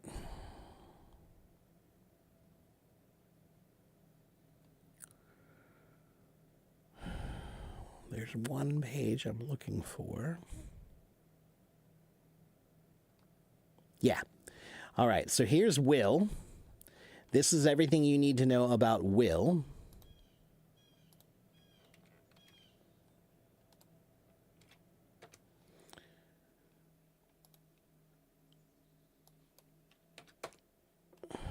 And here is everything you need to know about would.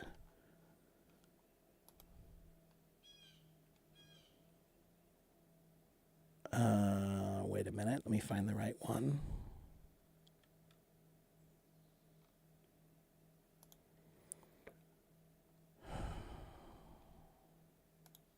Nope, not that one.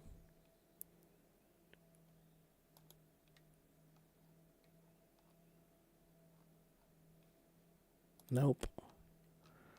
Where is it? Yeah, I guess it's this one. Here. Okay? Check out those 2 pages and you should understand would. Okay? And will. And Woodward English is a great page. Woodward English has lots of really simple, like you can look at one page and understand all of it, right? So just go to Woodward and check out their files. Okay? Okay. So, do you guys understand why I don't just talk to random people when they come in my room? Do you understand why?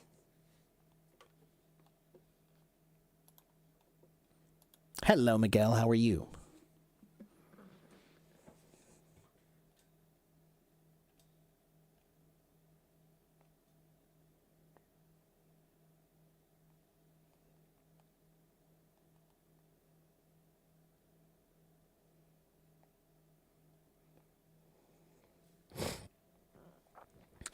Why, Nora says. Because, Nora, I'm here Monday through Friday. I'm here around the same time, Monday through Friday, every day, right? 5 days a week. All right, I'm here.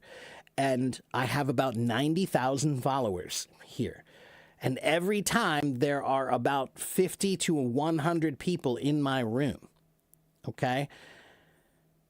It is almost impossible to teach a class if every class has new people in it every time. And those new people are always asking questions like, what are we doing? And who are you? And what are we talking about today? And, like, or they don't even ask, what are we doing? They just come into the room and they just say, I want this. That's not how a classroom works. And this is a classroom. Okay. So my room is a classroom. That's how you have to treat it. And so if you come to my room, you are the student, you listen. Ask questions, sure, but pay attention. Pay attention to the class. There are 100 people in the room sometimes. You have to remember that everybody here wants to learn.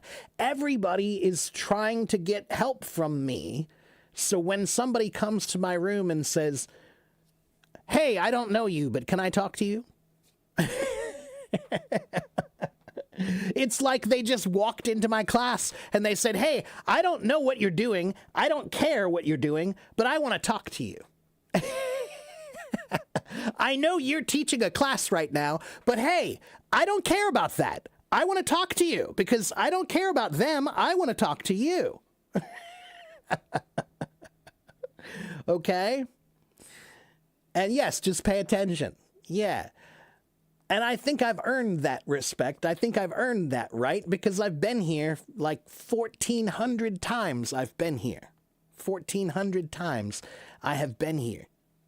Okay, so I think that I deserve just a little bit of follow my rules. Okay, that's it.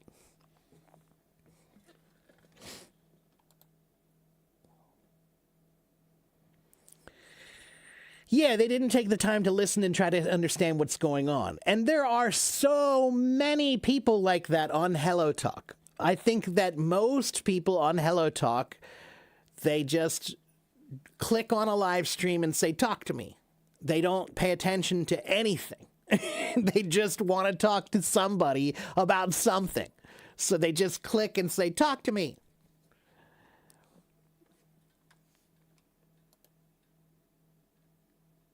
What are the different characteristics of the various states in the United States? Andy, there are 50 different states, and man, not all of them are drastically different, but many of them are very different, man. So it's very hard to describe the characteristics, right? The Pacific Northwest is a very, very different place than the Midwest. And the South in America is... Southwest is very different than Southeast, and Northeast is very different than Northwest and Southwest and Southeast, right? It's all very different, man, regionally. Just like China is very different regionally too, right? So it depends on where you go. The East Coast is different than the West Coast, and the mountain area is different than the plains area. And, you know, the North is different than the South. Still, the North is different than the South in all the worst ways.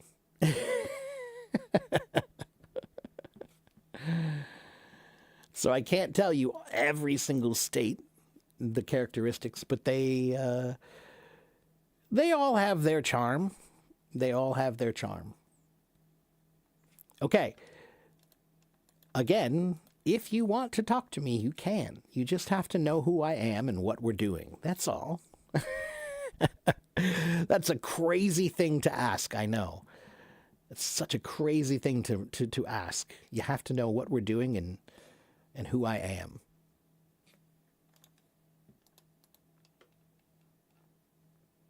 Nobody has a question.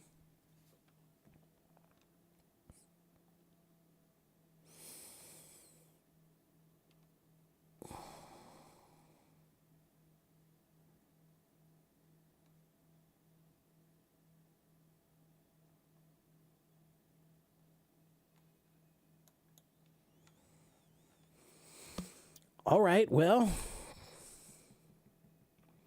can I talk about my life? What do you want to know, Paggy? What do you want to know about my life? My life is pretty boring now.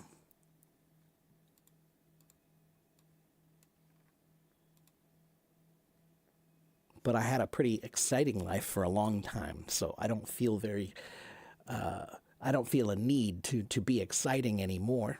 I did a lot of exciting things. My schedule? You mean my teaching schedule? You want to know my schedule here? Okay. So, 星期一到星期五，在中国就是大概9点半还是10点半 ，OK。Somewhere between 9:30 and 10:30，这是早上的。哦，不是，早上的在美国，在中国就是晚上的。Okay. So around 9:30 or 10:30 in the evening in China. Do I teach English at school? Lucas, I did. I have taught. I used to live in Taiwan, and I taught in kindergartens and in elementary schools, and I taught junior high, high school, college, and adult students, all ages. And I worked mostly in cram schools. Cram schools means small private schools where students study more. Okay? Can people use self-driving cars now in the U.S.? They can use them, but I don't know about it. I can't really tell you about the rules. I don't know. I think it's all kind of stupid. I really do. If you have so little focus in life that you can't even drive a car, then I don't think I need to talk to you. You can't drive yourself to work because you need the car to do that for you. Why? So that you can play video games on the way to work? You know, like if you were reading or studying or doing something valuable with that time, then I might admire you. But I don't know anybody who's actually doing anything valuable with their time when the car is driving. So it's stupid.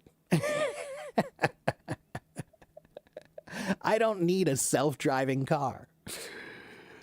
That's one of the last things in this world I need.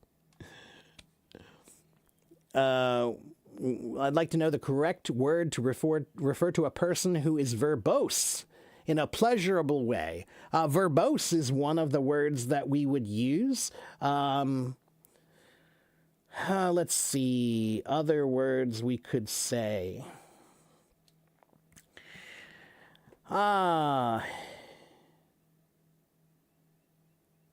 Loquacious. That's a good word.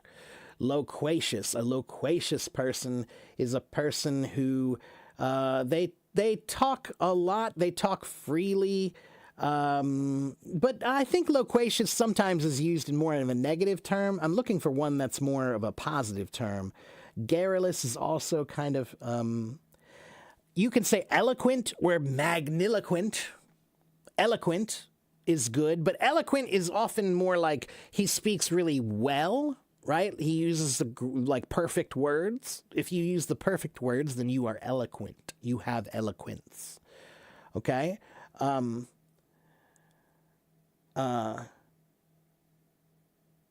me think of another good word.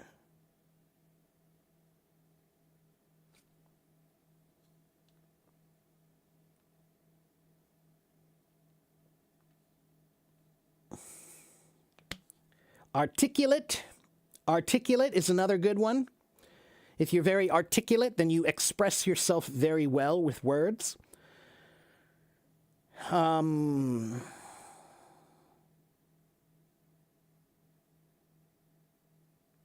Yeah, there are a bunch of ways to say it, man. You don't know how to speak Chinese, but mine is perfect. That's funny, Lucas. Yeah, about 9:30 p.m. That's right. What's my favorite TV series? I don't think I have a favorite TV series.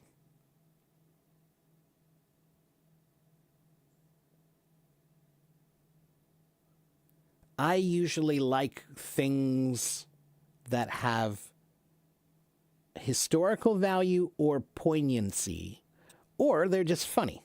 I like funny shows. Silly and funny is good. Sometimes you need that. But I often like shows that have some historical value to them, or some kind of something worth thinking about.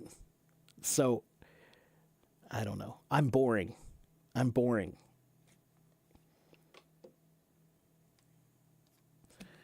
Would I like to talk more about Socrates' points on shame? You're having a discussion about it the next day in your university course. Interesting. Okay.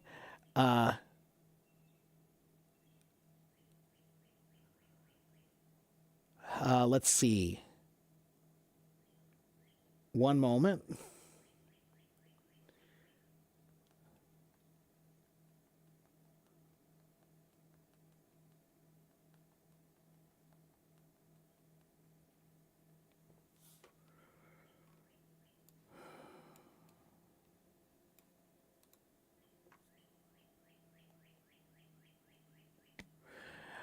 Yeah. So Socrates, what did he say about shame? He said the same thing that I say now about all bad feelings.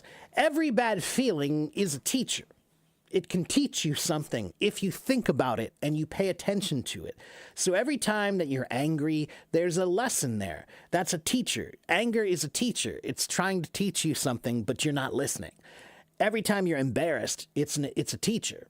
It's trying to teach you something, but are you listening? Every time you feel shame, it's a teacher. It's trying to teach you something, but are you listening? So that's really the thing about all bad feelings, including shame. Shame is something we feel because we're supposed to think about why. We're supposed to think about, why did I feel this way? What did I do that was wrong? How did I cross my principles? Right? So your principles should be on solid ground. They should feel solid, like you can stand on them. But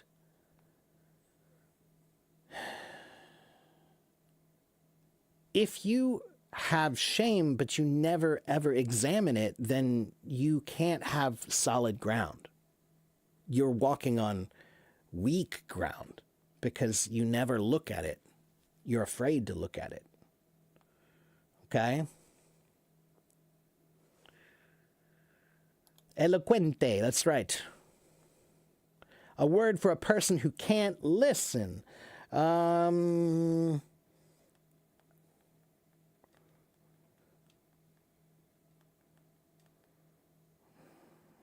Maybe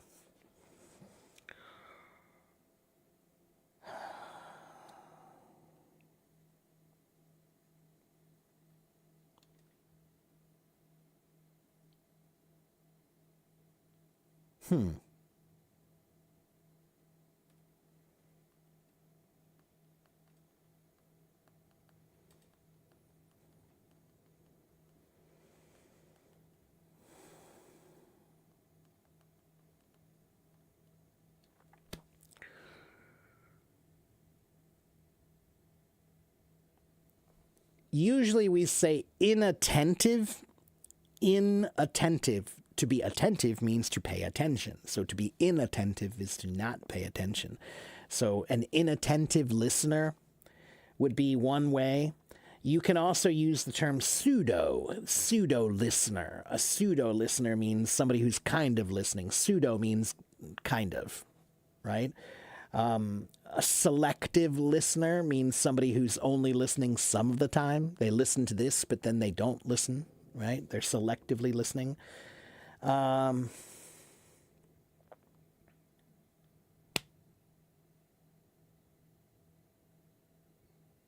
then, if you're talking about somebody who doesn't listen to what you tell them to do, that would be recalcitrant. Somebody who doesn't listen to authority is recalcitrant. Okay?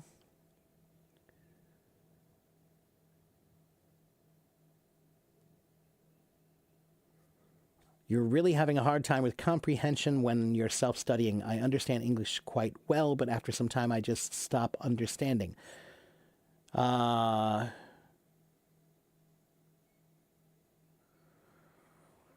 not sure I understand the problem, Delia. You understand quite well, but after some time you just stop understanding. I don't know what that means. Delia, language is like a pool of water. Okay? Every language you speak is a pool. And right now you're Hindi, so or I said you're Indian, you probably speak Hindi.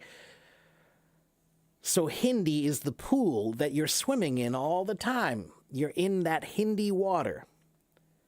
You need to jump in the English water and stay in that water. Okay? If you stay in that water, then you will understand. But if you keep jumping out of that water, then yeah, you forget. Okay? Did I study ancient history? I did. Yeah, in high school even. Ancient and medieval history. I think I was 16. That was a high school class we had, ancient and medieval history. We studied about the Sumerians and the Egyptians and the Mesopotamian Mesopotamia area, and the Euphrates and the Tigris River and all of that. And yeah, sure.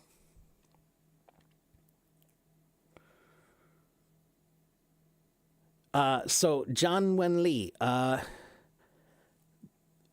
let me think of a way to explain this to you. So the word sign is just the word sigh, like, that's a sigh. Now I want you to put an N on the end of it. Sign, sign, sign. Okay, sigh. So it's just sigh. That's it. Okay, then the word thigh. It's an unvoiced TH where you just blow air. That's all you're doing is blowing air between your teeth with your tongue stuck between your teeth just a little bit. Thigh, thigh, thigh. It's the word I with a TH in front of it. I. Hello, I am me. I am Teacher Mark.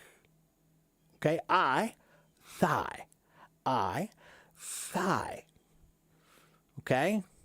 This is my I, and this is my thigh. Thigh. Thigh. Okay? Let me see. Cicerone.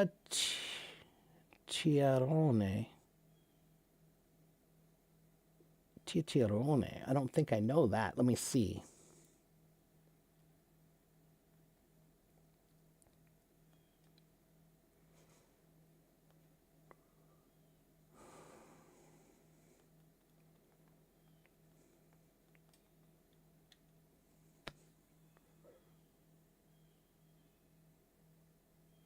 Yeah. So in English, the word for that would be a chatterbox or a talkative person. Or sometimes we just say they're a talker. That person's a talker. We say you have the gift of gab. That's a positive way of saying it. Like, that's what people say about me. That's what people say about my mother. They say we have the gift of gab. Gabbing means talking. To gab, G-A-B, that means talking. So the gift of gab, you have the gift of gab means you talk a lot, or you can talk a lot. You're a good talker. Chatterbox is somebody who talks too much. Yeah.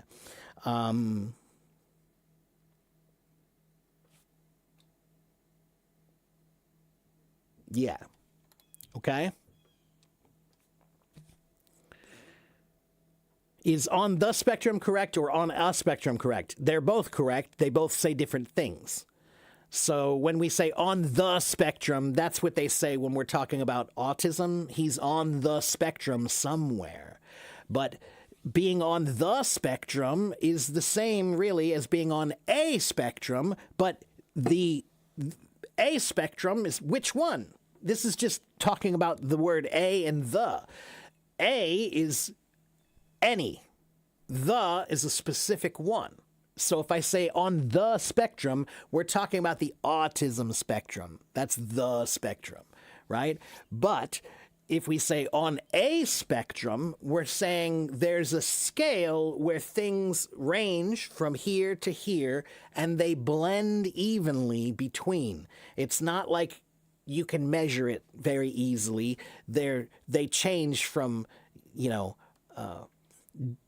bright yellow to dark yellow to light orange to, right? So it's hard to see the change.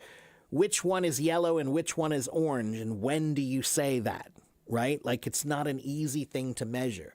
So a spectrum is like that. The spectrum, if you talk about the, then there must be a specific one. And in this case, usually we're talking about autism. Okay? Thank you, MJ. Is being in timeout the same as being arrested? No. No, being in timeout, that's what parents say to their children or teachers, right? Wait a minute. So if I have a student in my class and they're bad, then maybe I will put them in timeout, which means you go sit in the corner for 15 minutes. That is your time out from the rest of us, right? You have to go spend time out from the rest of us because you were bad. Okay, so timeout can mean two things. That's one meaning. To put a student in timeout or put a child in timeout is like a punishment. Timeout can also mean in a game, when you're playing a game. Maybe you're playing soccer and your friend got hurt. Your friend got hurt. So you say, oh, wait, timeout. It means stop the game. We have a hurt player. So stop the time so we can take care of this player. So timeout has two meanings. One meaning is to put a child in punishment by taking them away for a few minutes or for a time period, right? And then one meaning of timeout is to take a break from the game because something happened, okay? Being arrested that's like you go to jail with the police. Okay, that's very different. Timeout is not the same as being arrested. No. But when you go to prison, if you are in prison, then we say you are doing time in prison. So sometimes people will say, how much time did you get? And they mean, how much punishment did they give you? 5 years, 10 years, right? That's how much time you got for your imprisonment, your prison sentence, okay?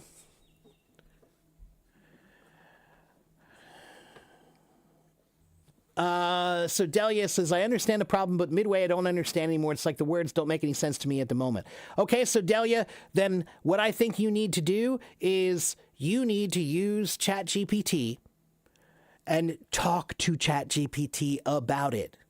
So ask ChatGPT about something, right? Like some sort of a problem that you want to understand or something that you're trying to understand. And then when you don't, ask ChatGPT and say, I don't understand anymore. I was understanding, but I'm not anymore. Can you please explain it in another way so that I can understand? That is the beauty of ChatGPT. ChatGPT will keep trying to explain it to you again and again and again until you understand. Just keep telling it, I don't understand yet. Can you try again? All right, it will. So that's what I would say is, if you don't understand, then ask. And if you can't ask, then use ChatGPT so that you can. All right? Now, is ChatGPT always right? No, but it's usually right, so that's pretty good.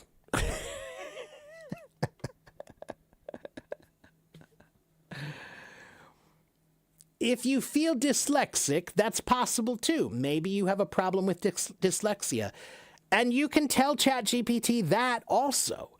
If you tell ChatGPT that, maybe ChatGPT can help you figure out whether you do have a problem with dyslexia and how you can work on it. Tell it, and it will help you if you ask it to. Okay? All right.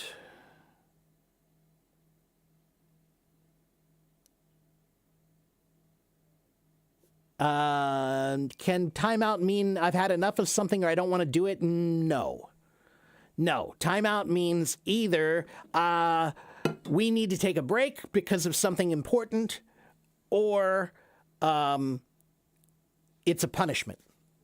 Like, I'm putting this child in timeout for 15 minutes because he was bad. He hit this girl, so he's in timeout for 15 minutes. Okay, so he can't talk to anybody. He has to look at the corner. He has to do some homework, something like that. He has to do something by himself for a small time period, 15 minutes, 20 minutes, a half an hour. That's called timeout. It's a punishment. Okay?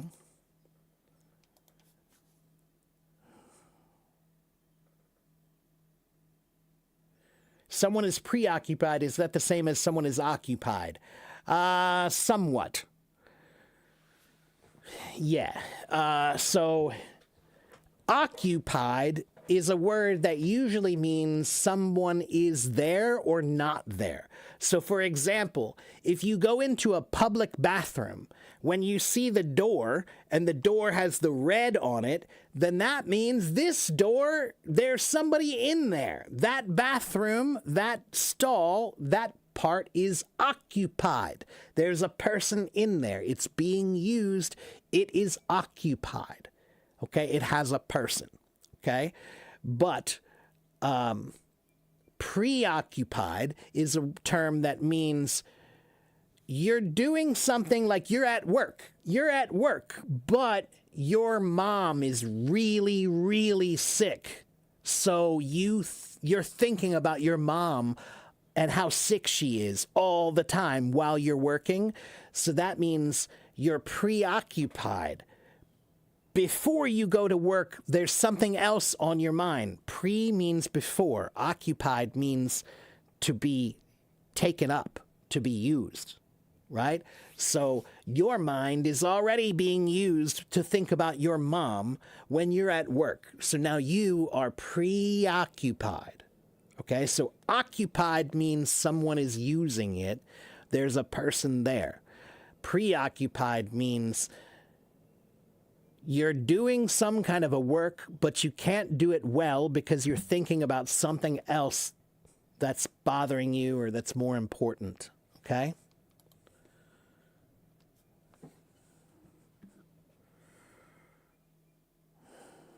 Andy, that's too big of a question. I can't answer that, man. That would require a whole history class.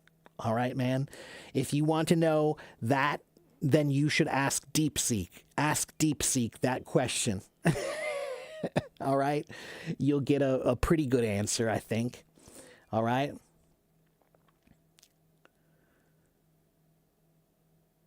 I could have gone to AI, but I wanted a native person's perspective. I didn't expect that, but thanks.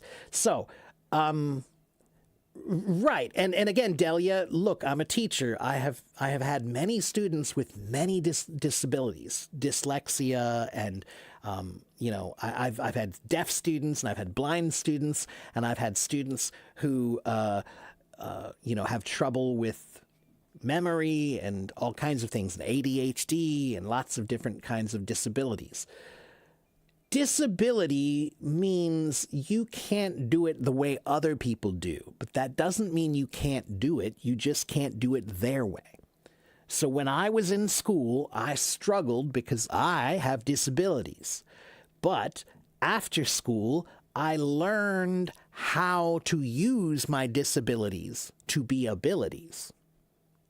Okay, so in school, they were disabilities because I had to do it their way, and that didn't work for me. But when I got out of school, I learned how to do it my way, and that did work for me, right? So you can learn how to use your disability to become an ability. But you have to learn it. You have to understand it, and that takes time. Okay?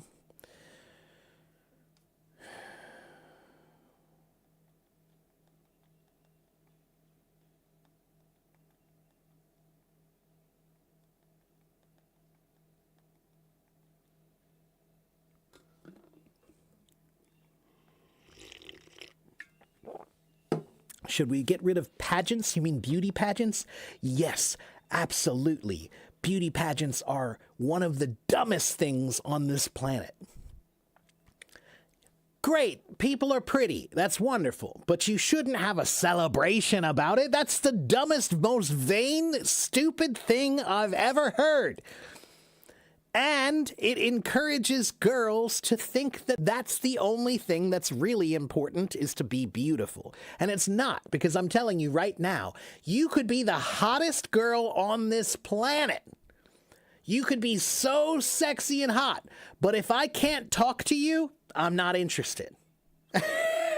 So stop worrying about that a little bit, maybe too much. You're worried too much about what you look like on the outside, but not enough about what you sound like on the inside. Okay? No matter how handsome someone is, no matter how beautiful they are, if they can't talk, what good is it? If they can't have a good conversation, what good is it?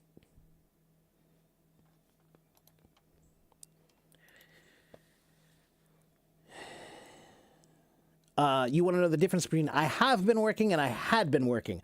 So I have been working is present perfect continuous. That's for talking about things that started in the past, but they're still happening now. Okay, so I have been working at this job for 5 years. Okay, so you're talking about you started in the past 5 years ago, but you're still working there now. Okay. But I had been is past perfect continuous. So I had been is talking about things that started in the past and they did continue for a while, but then they stopped before now, before some other point in the past, right? So it's something you started in the past, but it's something that you finished in the past also, okay? So that's when we use had been. Like, for example, I had been working at that job for 5 years. Then I went to another job in 2025. So that's in the past, right? They're both in the past. Okay? Thank you very much, Alice. Why can't I remember words when I want to speak? Because you never think about them. If you think about them all the time, then you will remember them. So your problem is you're from Turkey, right? So Turkey. So you are thinking in Turkish all the time.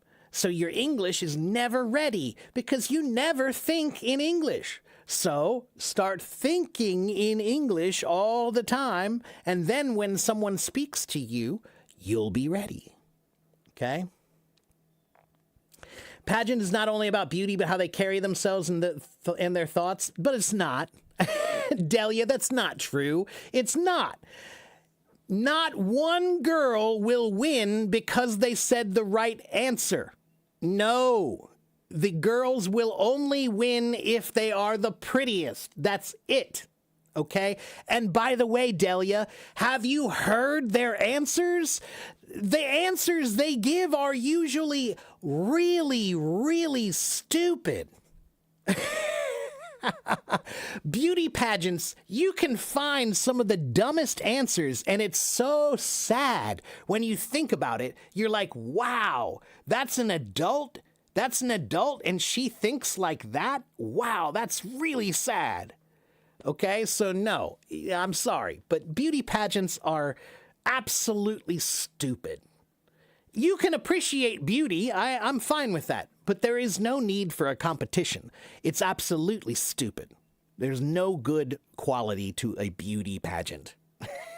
It's just only people of the lowest maturity pay attention to beauty pageants. I'm sorry, but I'm a teacher. I don't want any of my students in beauty pageants. No. No, I want my students to be smarter than that. They don't need it. They don't need a beauty pageant. You don't need someone to tell you you are beautiful. Okay? That's my opinion. It's my opinion. Okay?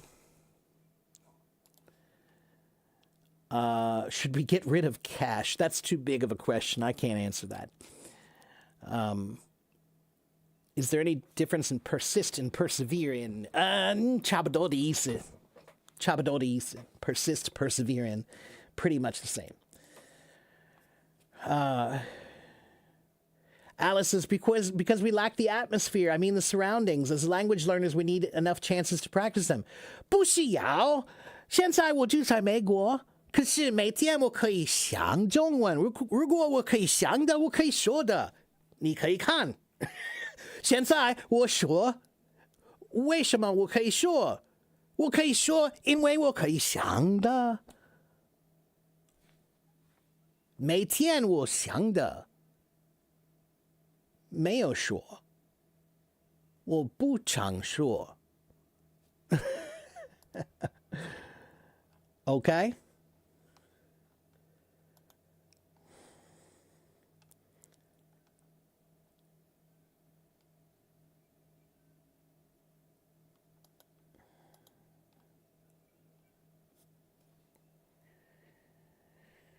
Hello, hello, hello.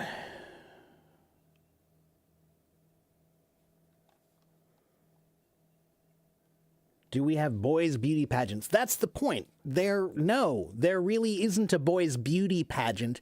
They do have, like weightlifting competitions for men, and those are maybe more stupid. The weightlifting competitions for men are probably more stupid than beauty pageants, actually. I had a cousin who used to do those. So stupid. So stupid. So vain. So vain.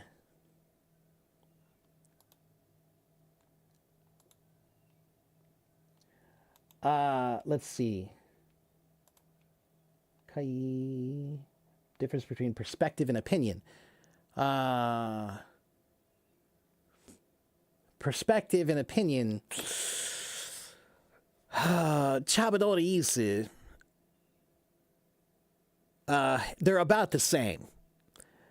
If I say this is my perspective, that just means that's what I see from where I am. From where I am, what I see says this. That's perspective.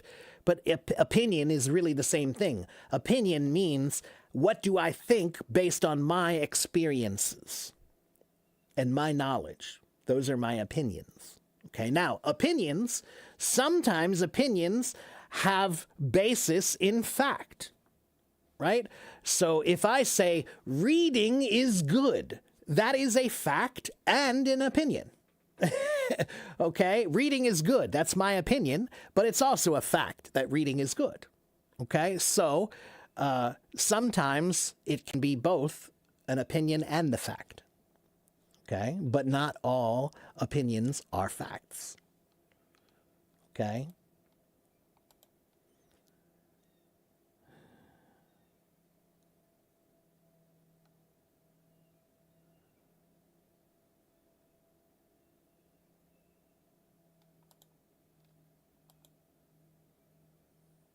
不需要,不需要,不需要" means you don't need to.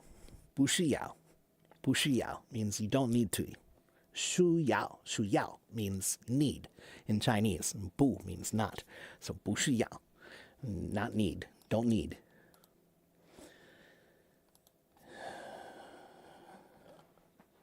What's the purpose of using advanced vocabulary if the other person can't understand it? That's exactly right. You should use the words that fit that environment for the most people to understand, right? So you should use words that fit your environment so that you can communicate well what you want to express.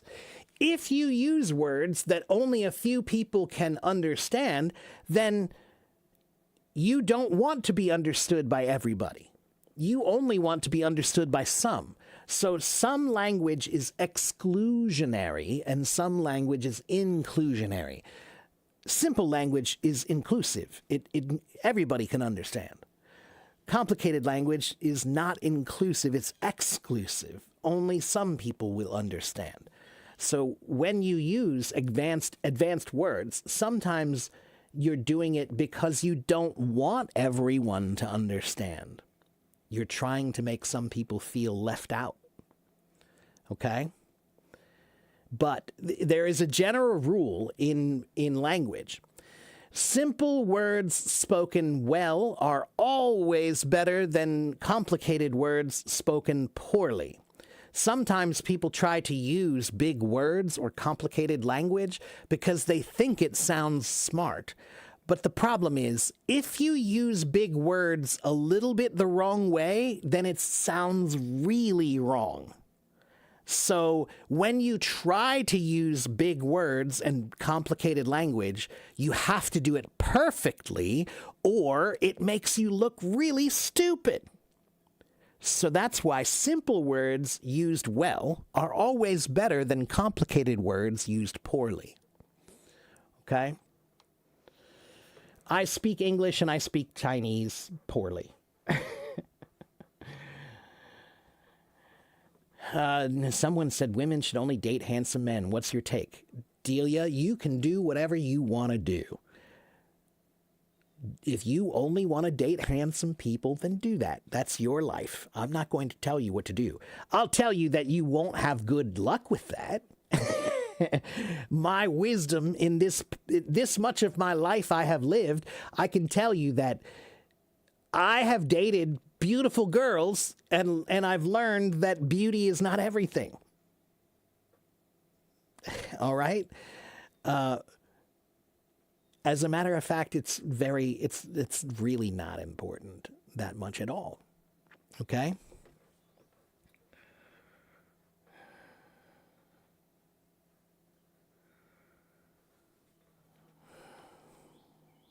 Should smoking be banned?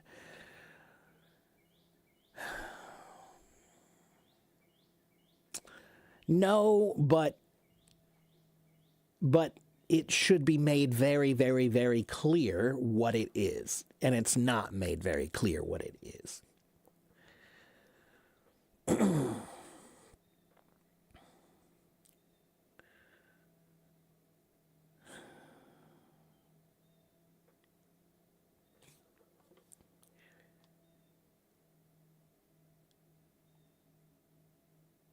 Okay.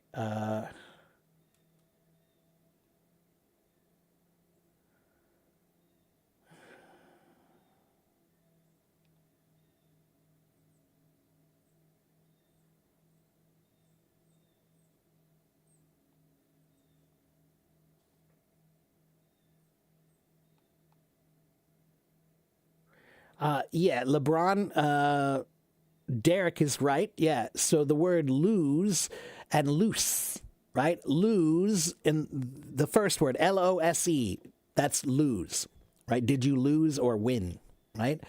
And then the second one is loose, loose, loose, like your belt is too loose. Tighten your belt because it's too loose, okay?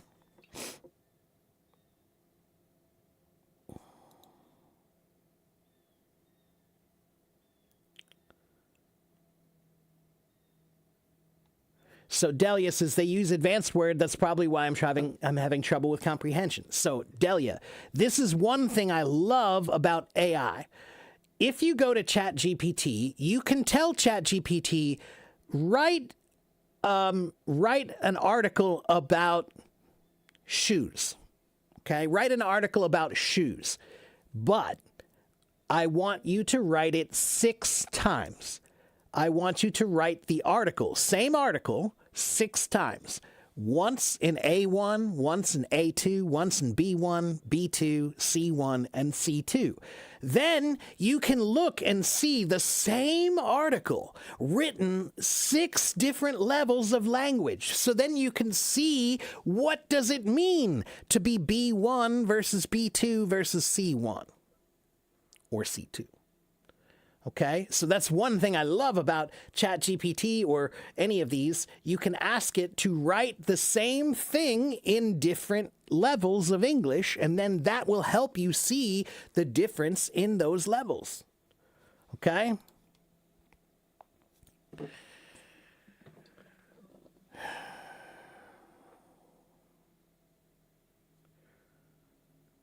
Is there any difference between about to and is going to? Not really. No. They both mean that you're going to do something soon. Soon, something will be done. Soon. About to means very soon. Going to means very soon, usually. Okay? But it depends on the context. Going to could say, I'm going to the movie next week. Right? But about to is not next week, that's now. Okay? Why does English borrow so many words from other languages? So it doesn't borrow them, it's made from them. English is a mix of many languages. English comes from, okay, let me tell you the story of English. All right? Please listen. So we know where England is, right? You know where England is now. But a long time ago, that wasn't really England. It was just a land. It was the land that where the Anglo people lived. Okay, but it wasn't England yet. It was just an island. Okay, and they had a group of people there, the Anglos and the Saxons. Okay, they lived actually in the northern part of Europe. They lived kind of where France and Germany, well, no, I'll say France was at that time. But that area was called a Germanic area in that time. So the two tribes, the Anglos and the Saxons, they came over with another group, the Jutes. They came over the channel, the English Channel, and they landed in England. And then they mixed with the people who were there. There were Celts there, the Anglos and the Celts and some of the local tribes that were there. They mixed with these people, okay? And then there were many people from Northern Europe, the Norse people. The Norse people, they used to fight and trade a lot with the people in England. So anytime you have cultures that fight and trade a lot, you have a mix of language, right? So many words in English come from Norse, okay? And at that time, England was formerly part of the Roman Empire. The Roman Empire controlled everything there. So Latin was the language of the Roman Empire. And the Romans, they loved the Greeks. So Latin, a lot of Latin is connected to Greek. All right? So because the Roman Empire controlled everything, it has Latin and Greek influence. Because there were Germanic peoples that came over and mixed, that's where we have some Germanic influence. And that's why English is called a Germanic language. But the English also fought with the French a lot. The English and the French fought a lot. So that's why we have a lot of words in English that come from French. And we also have a lot of words in English that come from Hindi. And we have a lot of words in English that come from Arabic and from Persian, and some that come from Chinese and some that come from Japanese. English is a very international language and a very historical language. And because of war and trading and fighting and trade and exploration, English has adopted and used a lot of different languages together to become one. That's why. Okay? Some of them come from Chinese. How? For example, long time no see. Where did that come from? 好久不见. Okay? And guess what? A long time ago, there were sailors. There were sailors that came from England, and they came from Europe, and they came to South China. And when they were in South China, they heard people and they traded with them. So the Chinese would learn simple English, and the English would learn simple Chinese. It's called pidgin English. Pidgin English. So sometimes in America, we'll say, oh, I want to have a look-see. Let me have a look-see. 这是我要看看。可以看一下吗? Okay, that's like I want to have a look-see. Look. All right, that comes from Chinese. All right, and when we say long time no see, that's from Chinese. That's because we had trade. We had trade. Okay, and what do we call kuaizi? Kuaizi, just chopsticks. Kuai.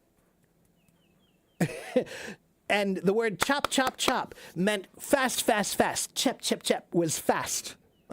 So chopsticks means quick sticks. Yeah, chop, chop. All right? So there are lots of things, so many words in English that come from other languages, right? 60% of English comes from Latin or Greek. 30% comes from French. 20% comes from German. We have many words from Spanish, many words from Italian, many words from Hindi, many words from Persian, many words from Arabic. Okay?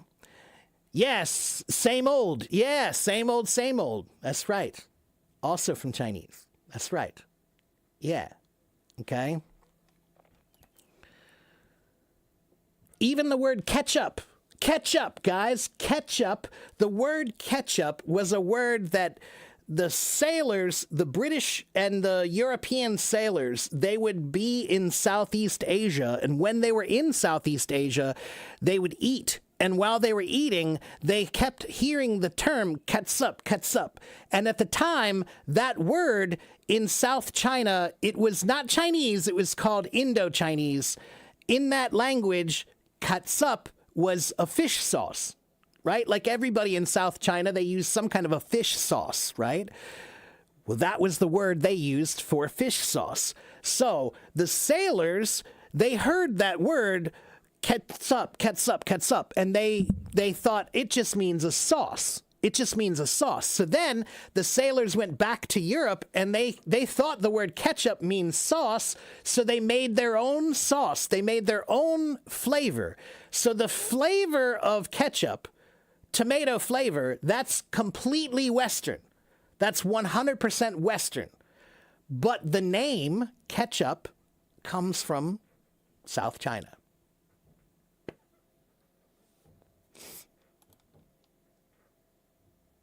Okay? English is an interesting language because it has so many words from so many places. But yes, that's one reason why it's complicated. Okay?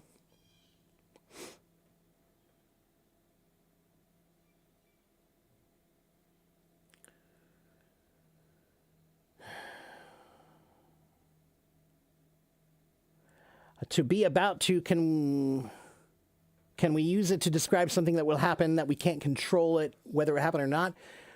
Yeah, like it's about to rain. Yeah, it's going to rain. It's about to rain. Yeah, sure.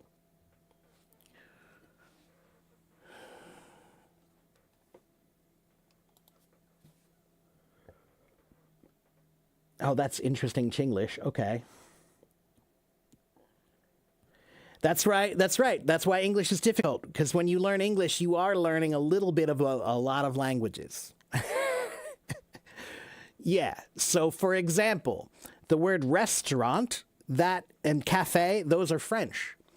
But the word kindergarten, that's German. And the word shampoo, that's Hindi. And the word sugar and the word lemon, those are Arabic. Yeah.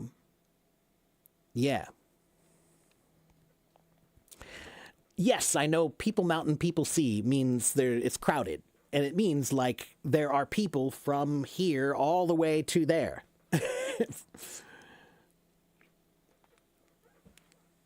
Yeah, Ren Shan Ren Hai.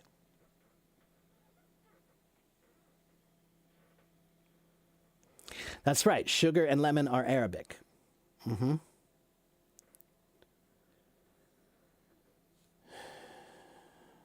Plateau comes from French. That's right. Yeah. Uh huh. Any word that has EAU is French. A lot of the words that are hard to pronounce in English, they're French. They're French words.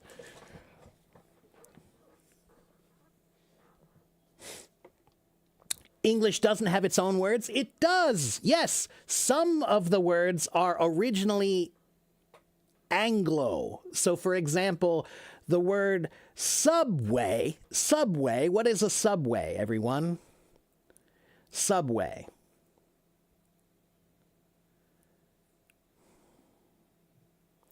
A subway is a train under the ground, right? So the word sub comes from Latin. It means under. The word way comes from Old English, and it means the road. So subway means the under road. Okay? That's what it means.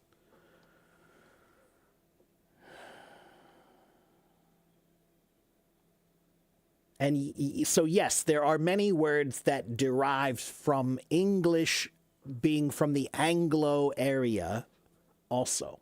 Okay, like the word though. All those words with O-U-G-H, those are mostly Old English Germanic, but mostly Old English. Okay? Can other Americans understand it? No. No, other Americans won't understand it, but I do because I speak Chinese.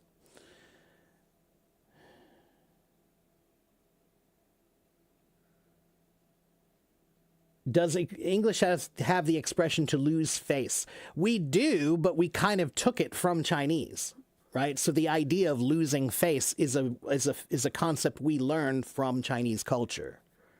Okay? And the word tea is a perfect example. Okay? Look, guys, let me show you. Look at this, guys. The word tea, right now it's spelled T-E-A, right? And it's pronounced tea.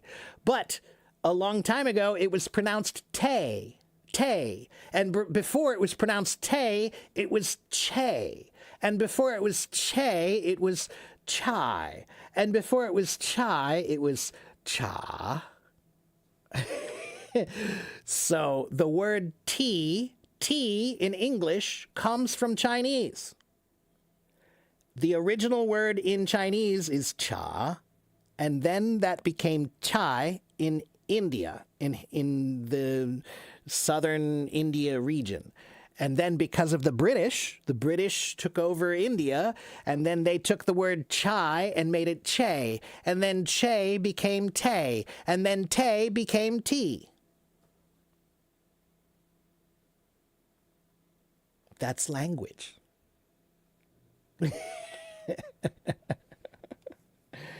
Okay?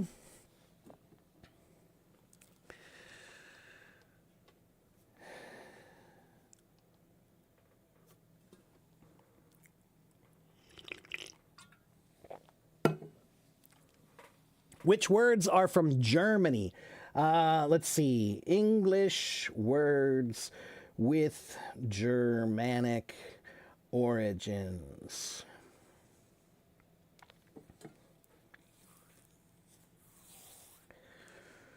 For example, father, mother, brother. Father in German is Vater, mother is Mutter, brother is Bruder, sister, oh no, I can't remember sister. I remember son is Sohn and daughter is Tochter, right? So a lot of the English words that we have come from German, right? The word hand is from German, finger from German, heart from German, Knee from German, shoulder, nose, mouth, those are all from German. So the prefix sub in subtitle means below. That's right.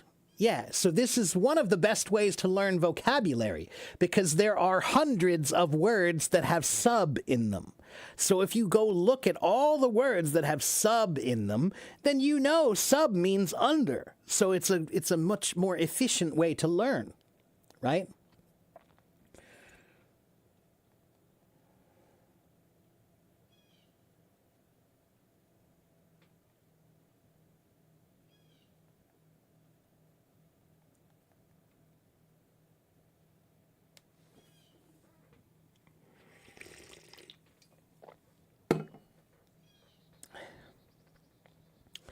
So the word typhoon is very difficult. The word typhoon has multiple historical origins.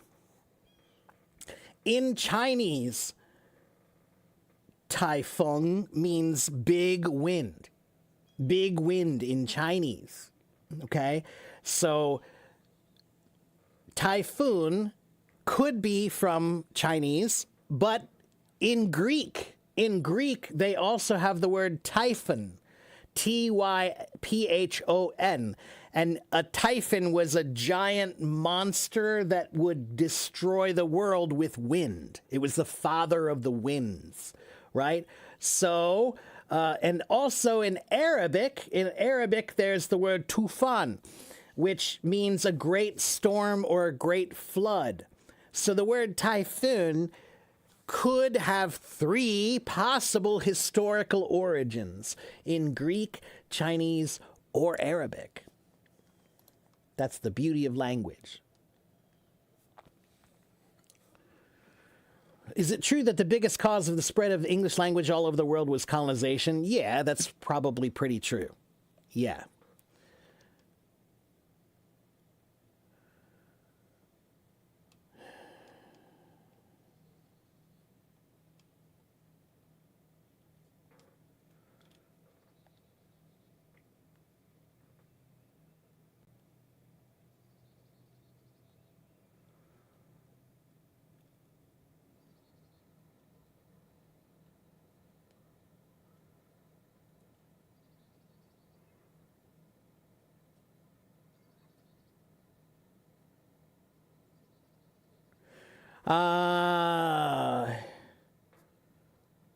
I'm not sure how to say that in English. I think maybe you would say how tacky, I think.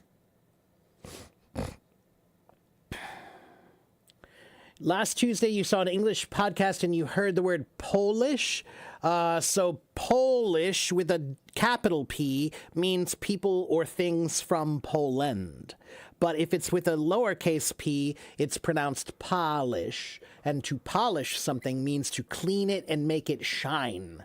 Okay, so polishing is what you do you polish your shoes to make them shine, right? You polish the floor to make it shine. Polish means things from Poland. Things or people, culturally Polish things.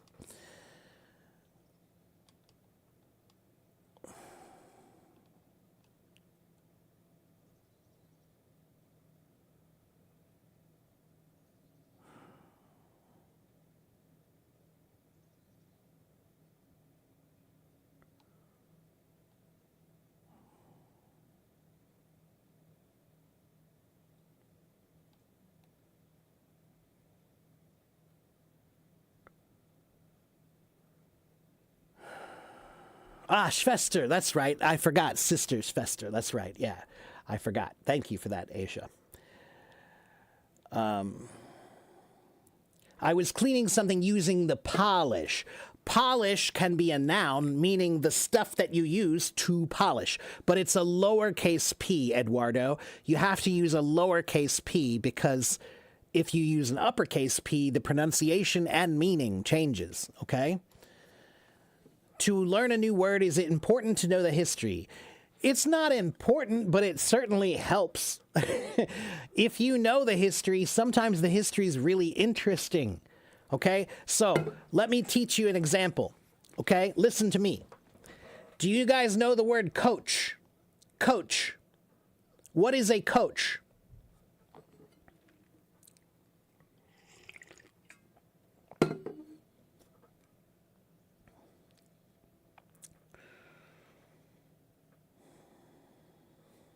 What is a coach? LeBron says a coach is a trainer. Okay, so what does a trainer do? A trainer helps you to train, helps you to do what? They help you to get your goal, right? So you have goals and the coach will help you get your goal, right? Right? And coaches on the team, right? They manage the team because the team wants to win. So the coach helps you get your goal to win, right? So the word coach means somebody that helps you get your goals, right? So where does the word come from? Do you guys know, before cars, if you had to go someplace before a car, what did you use? Before cars, what did you use? Before buses. Horses, right? Okay, but I want the vehicle with the horse, right? So there was a horse and there was something behind the horse and you rode in the thing behind. Yeah, the wagon, right? It's called a wagon. Well, guess what?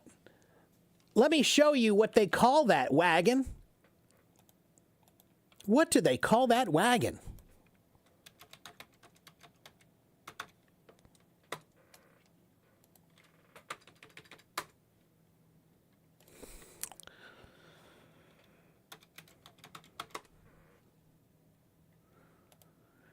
What is this thing, everybody?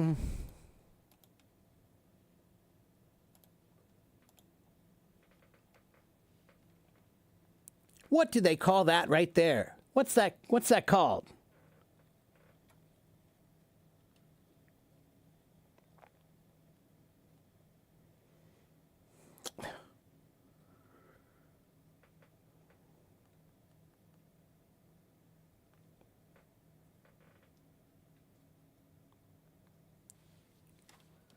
It's called a stagecoach. A stagecoach. And the word stage means that when you travel, it's a long time, so you have to stop many times. And each time you stop, that's one stage of the journey. That's one stage of the trip, right? So a stagecoach was something that you took for a long journey, right? So it's called a coach because it helps you get to one place. It helps you get there. Just like a coach helps you get to your goal, a stagecoach would help you get to the place you're going, right? But even better, the word coach, before it was coach, we said wagon. So why did it change to coach? We used to say wagon, but then they said coach. Why? Do you know? In the 1700s, in the country of Hungary, there's a city in Hungary. There's a small city called K-O-S-C. I don't know why it's not letting me spell it. K-O-S-C. Kosh. K-O-S-C. I don't know why it's doing that. It's correcting my language for some reason. But K-O-S-C. Don't correct me. I don't know why it's correcting me. It's correcting my stupid words. K-O-S-C is a city in Hungary. And in this city in Hungary in the 1700s, they made a new kind of wagon. And this wagon was much more comfortable. The ride was better. So a long time ago, when you rode in these things, it was very like this. It was like this the whole time when you rode in these things. It was very rough. And it was not fun. Okay? When you're riding like this for hours, it's not fun. But in Hungary, they made a new one. And this one was much more smooth. So the wagon became called the coach because the one they made there was the best one. Everybody wanted that one. Everybody wanted this kind of coach, this kind of wagon. So it was called a Kosh wagon. It was from the city of Kosh. So the word coach comes from the city of Kosh.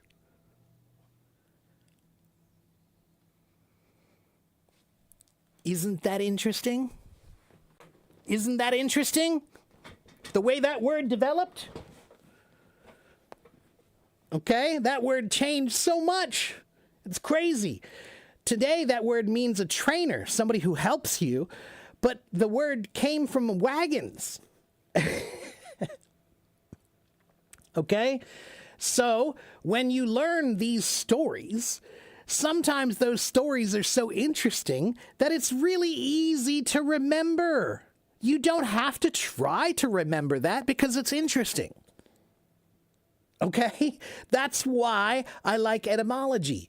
Because sometimes you find a story that's so interesting that the word becomes very easy to remember. Okay? Like, here's another story. The word average. What does average mean? Average.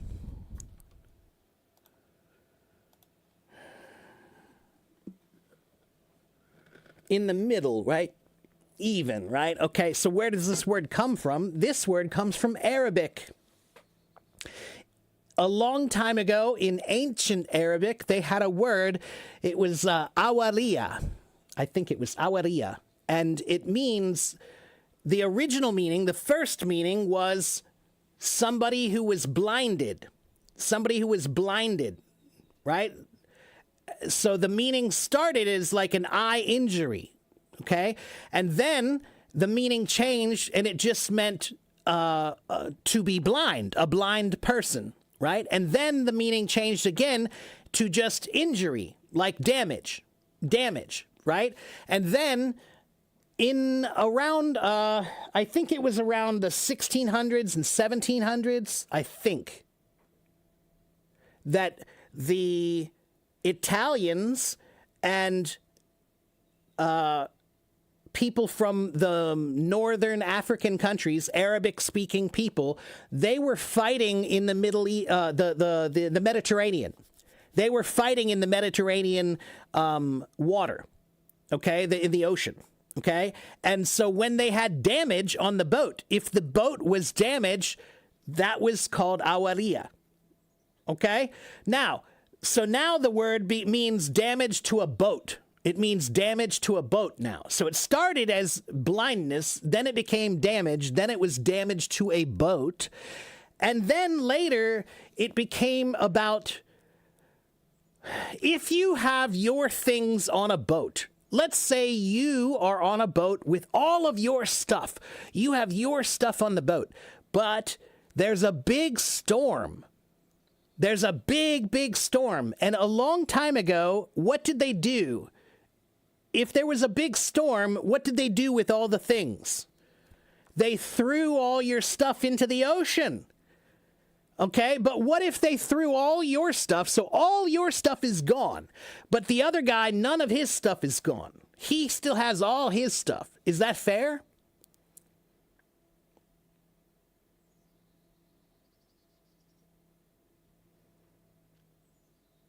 No, that's right. So that's why the word awariya, it began meaning just damage to a boat. But then they changed it and they said this means that when there's a big storm, if I have to throw my stuff over, but you don't, then here's what we do. When we get back to land, we all split the damages evenly. So nobody takes the loss themselves. We split it average. So the word average became something called the law of averages in the ocean. And the law of averages in sea, in sailing, means this. It means that if your stuff gets thrown overboard, don't worry. When we get back, We'll make it even. We'll make it even. We'll make it fair. So that's where the word average comes from. But it's interesting because the word average started as an Arabic word that meant blindness, to be blind. Blind became damage. Damage became boat damage. Boat damage became loss of fair value. So that's an interesting story. And now you'll remember the word average. Okay? What about the word, do you know the word robber? What is a robber?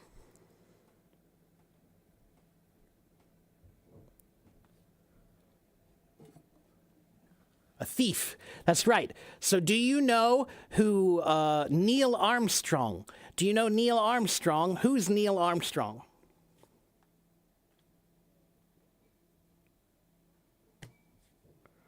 The astronaut. That's right. So Neil Armstrong, after he went to the moon and he came back, he was very famous, right? And one day he decided, I want to go to my to where my people come from, right? So he was American, but his family was originally from Scotland. Okay, his family was Scottish. Armstrong is a very famous Scottish family name from Scotland. Okay? So he went to this small town in Scotland, and when he was there, the mayor of the town, he found this old law, a law, and he brought this law out and he read it for Neil. And the law said, if you find any Armstrong in town, kill them. The law said if you find any Armstrong in town, kill them. And Neil was like, excuse me, what's this about? So this is about Scotland and England. Where is Scotland, everybody? And where is England? Where is Scotland and where is England?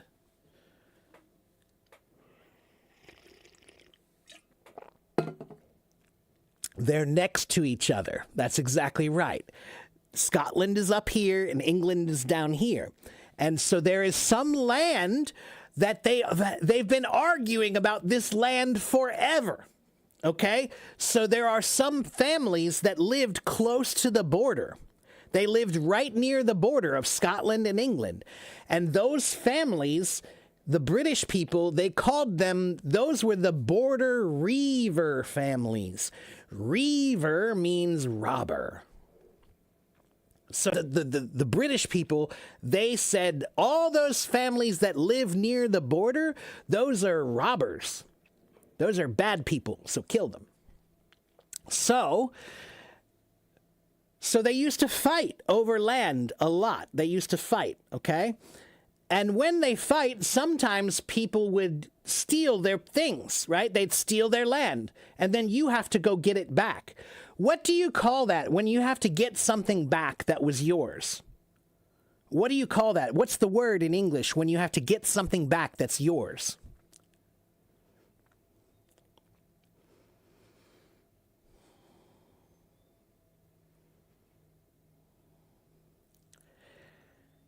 Retrieve.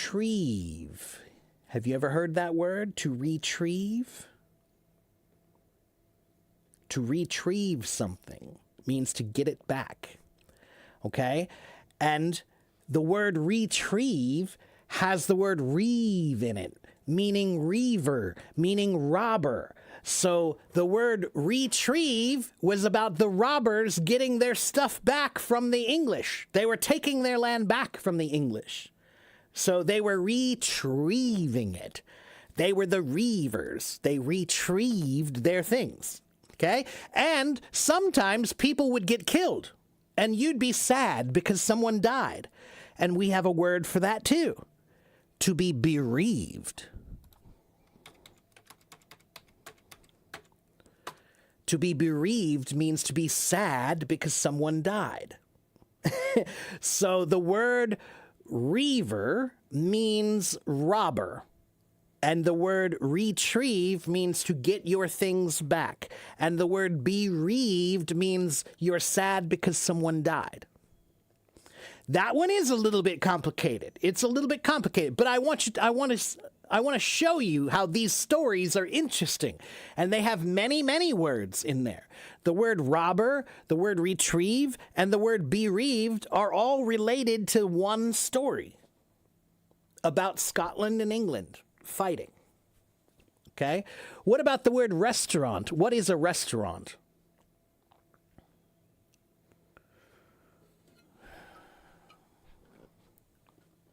It's a food place, that's right. But the word restaurant comes from the Latin word restaurare.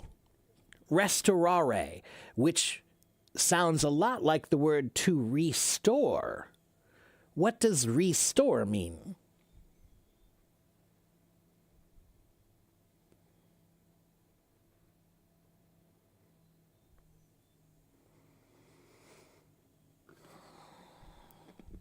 To restore your energy.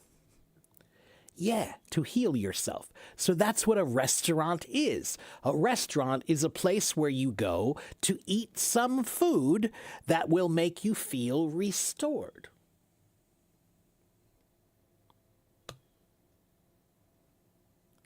Isn't this a much more fun way to learn vocabulary?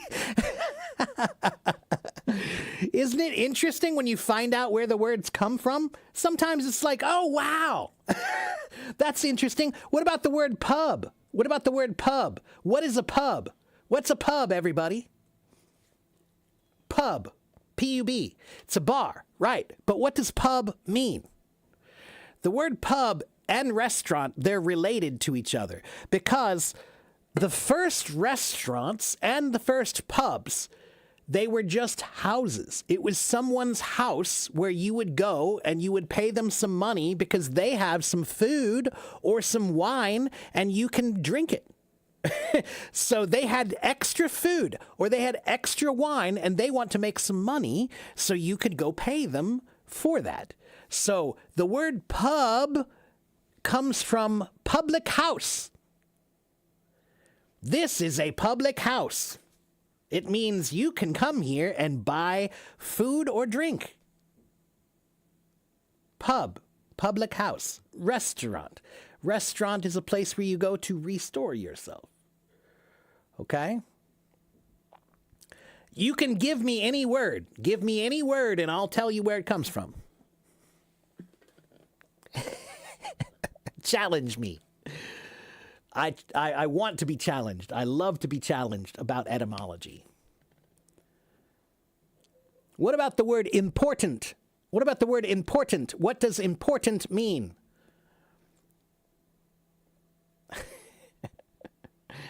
Important. Anyone?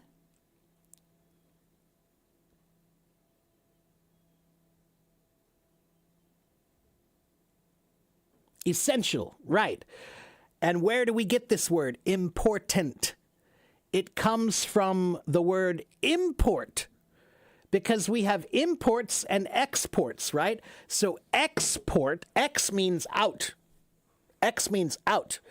And port means carry. So exports are the things that you carry out of your country. You sell them to other people because you have too much. So you can make money. So you export them. But imports are things that you do not have. You don't have them, but you need them. So that's why we have the word important. Important comes from the word import, because imports are the things that you don't have, but you need. Okay? You bought a VIP just so you could listen to my stories. Well, that's nice. I won't get any of that money, but they don't give me any of that money.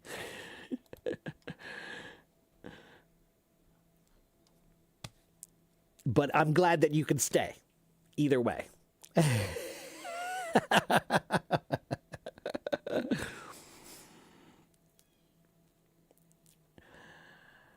What's the difference between suspicious and skeptical? Skeptical is with a K, not with a C. And suspicious, so to be skeptical is an interesting story. It's about the skeptics. The skeptics were a group of Greeks. So since we're talking about etymology, in Greek history, there were a group of people called the skeptikoi, and they were the skeptics. And these people, they were very the skeptics believed that there was no real knowledge. They were a very interesting group of people that doubted the possibility of real knowledge. So anytime you said this is true, they would say, really, is it? Right? They were skeptical. So the word skeptical comes from the people, the skeptikos, which the skeptikoi. They were a group of people who they questioned everything. They questioned everything.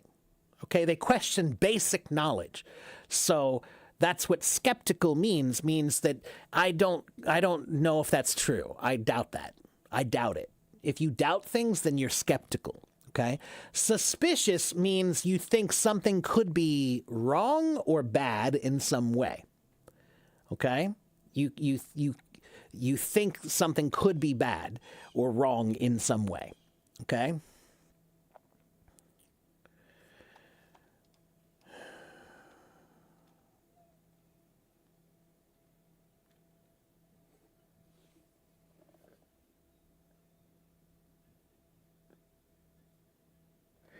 So the word silk is interesting. The word silk, it is Chinese, but it's also Greek.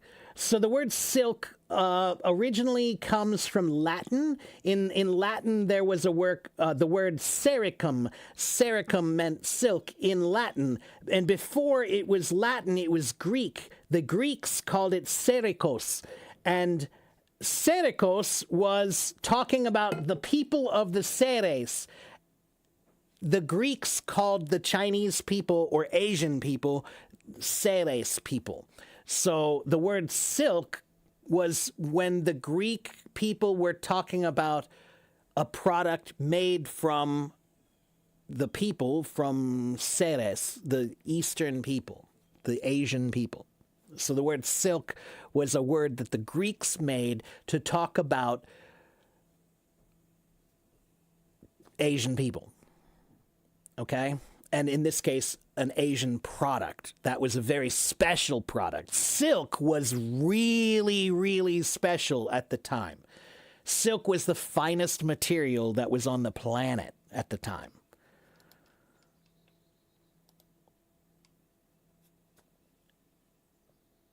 Does Hello Talk give me free VIP? No.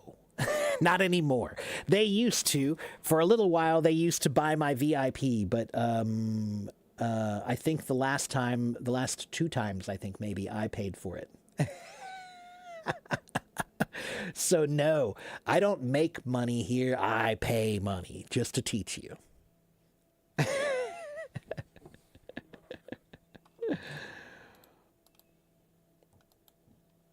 All right. Any other questions about etymology? You guys want to give me another word? Give me another word. I'll tell you where it comes from.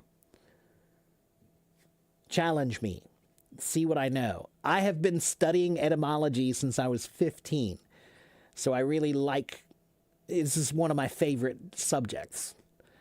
So there are many, many words that I know. The meaning of doubt. So doubt is an interesting one.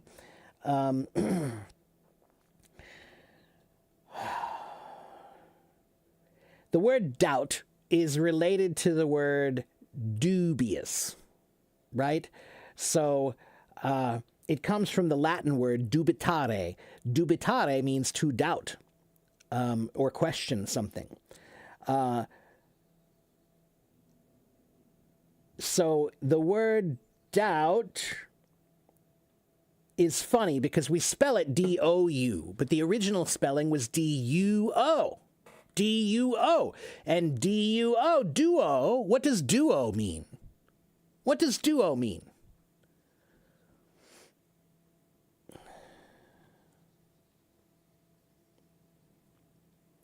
Duo means two. So when you are doubting something, it's like you're of two minds. You're of two minds. You don't know which one to choose. You doubt. Okay, so doubt is spelled D-O-U, which is weird because the original spelling was D-U-O, meaning like I have two minds. Okay? Let's see, what else?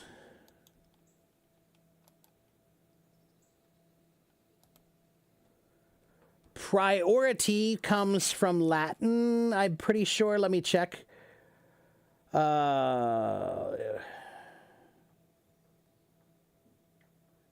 Priority comes from the word prior, right? So the word prior means before, right? So priorities are the things that you should do before. Okay? That's what priorities are. They're the things that are prior. Okay? Abundance. Abundance, I believe, is also Latin. Let me check. Abundance. From Latin abundantia. Abundantia, which means fullness or plenty. So this word abundance comes from the word abound. To abound means to be in great plenty, to have a lot of. Okay, so to have an abundance of something means that you have something that abounds, right? Lots of food. Okay, that would be food that abounds, an abundance of food. Okay. The word buck comes from American history. Buck is the name of a male deer, right? So deer are, the female deer are called does, D-O-E, and the male deers are called bucks. And we hunt them for their horns and for their skin. Right? And a long time ago, the skin of the deer was very valuable. We would trade them like money. Okay, we trade them like money. This is a long time ago, hundreds of years ago. Okay, so the word buck was because we used to trade the skin like money. Sometimes we also say, do you have any clams? He's got a lot of clams. Clams means money. Why? Because the Indians, the American native people, they would use clams like money. Okay? They used shells. They used shells like money to trade. Okay? So buck was from that, and clams is also from that. Okay?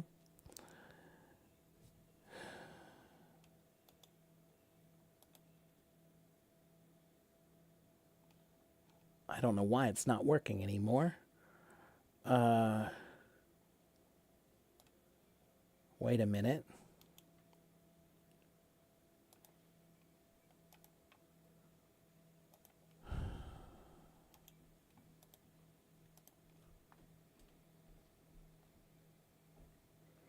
And I only have about 10 more minutes today, so if you guys have questions, you should ask me. I have about 10 more minutes.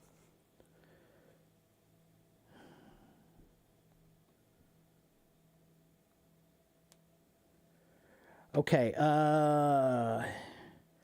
我看美主理把警察局用 Okay, I saw the American TV shows they call police officers cop. Ah, cop! Yeah, cop comes from British history. Police officers in England, a long time ago, they had a badge, and the badge was made from copper. Copper. It was a copper badge. So they were called coppers. We called them coppers first, right? So, hey, copper meant police, right? There's a copper. That was police. It's a very old way to talk about cops. Then copper became cops. But it's talking about the badge. The badge was made from copper. The word quarantine, it's from Italian. Quaranto giorni. Is that right? Giorno? I can't remember how to pronounce it.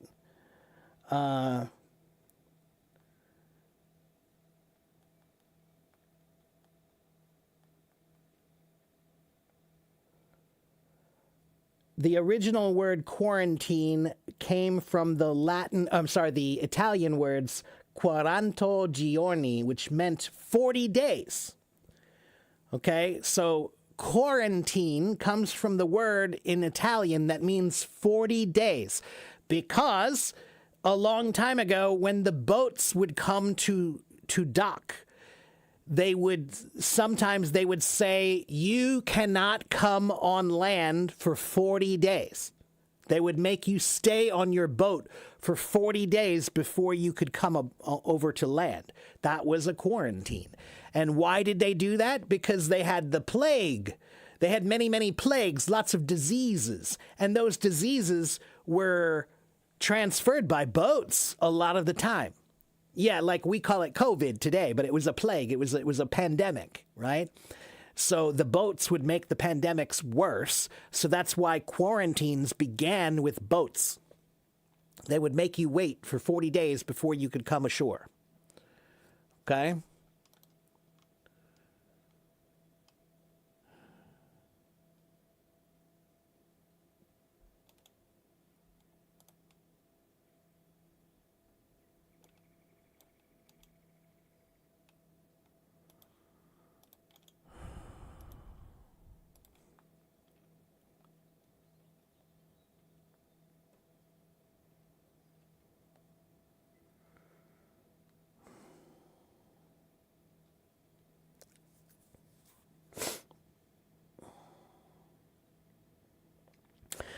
Medical and legal English. Why are medical and legal English so difficult?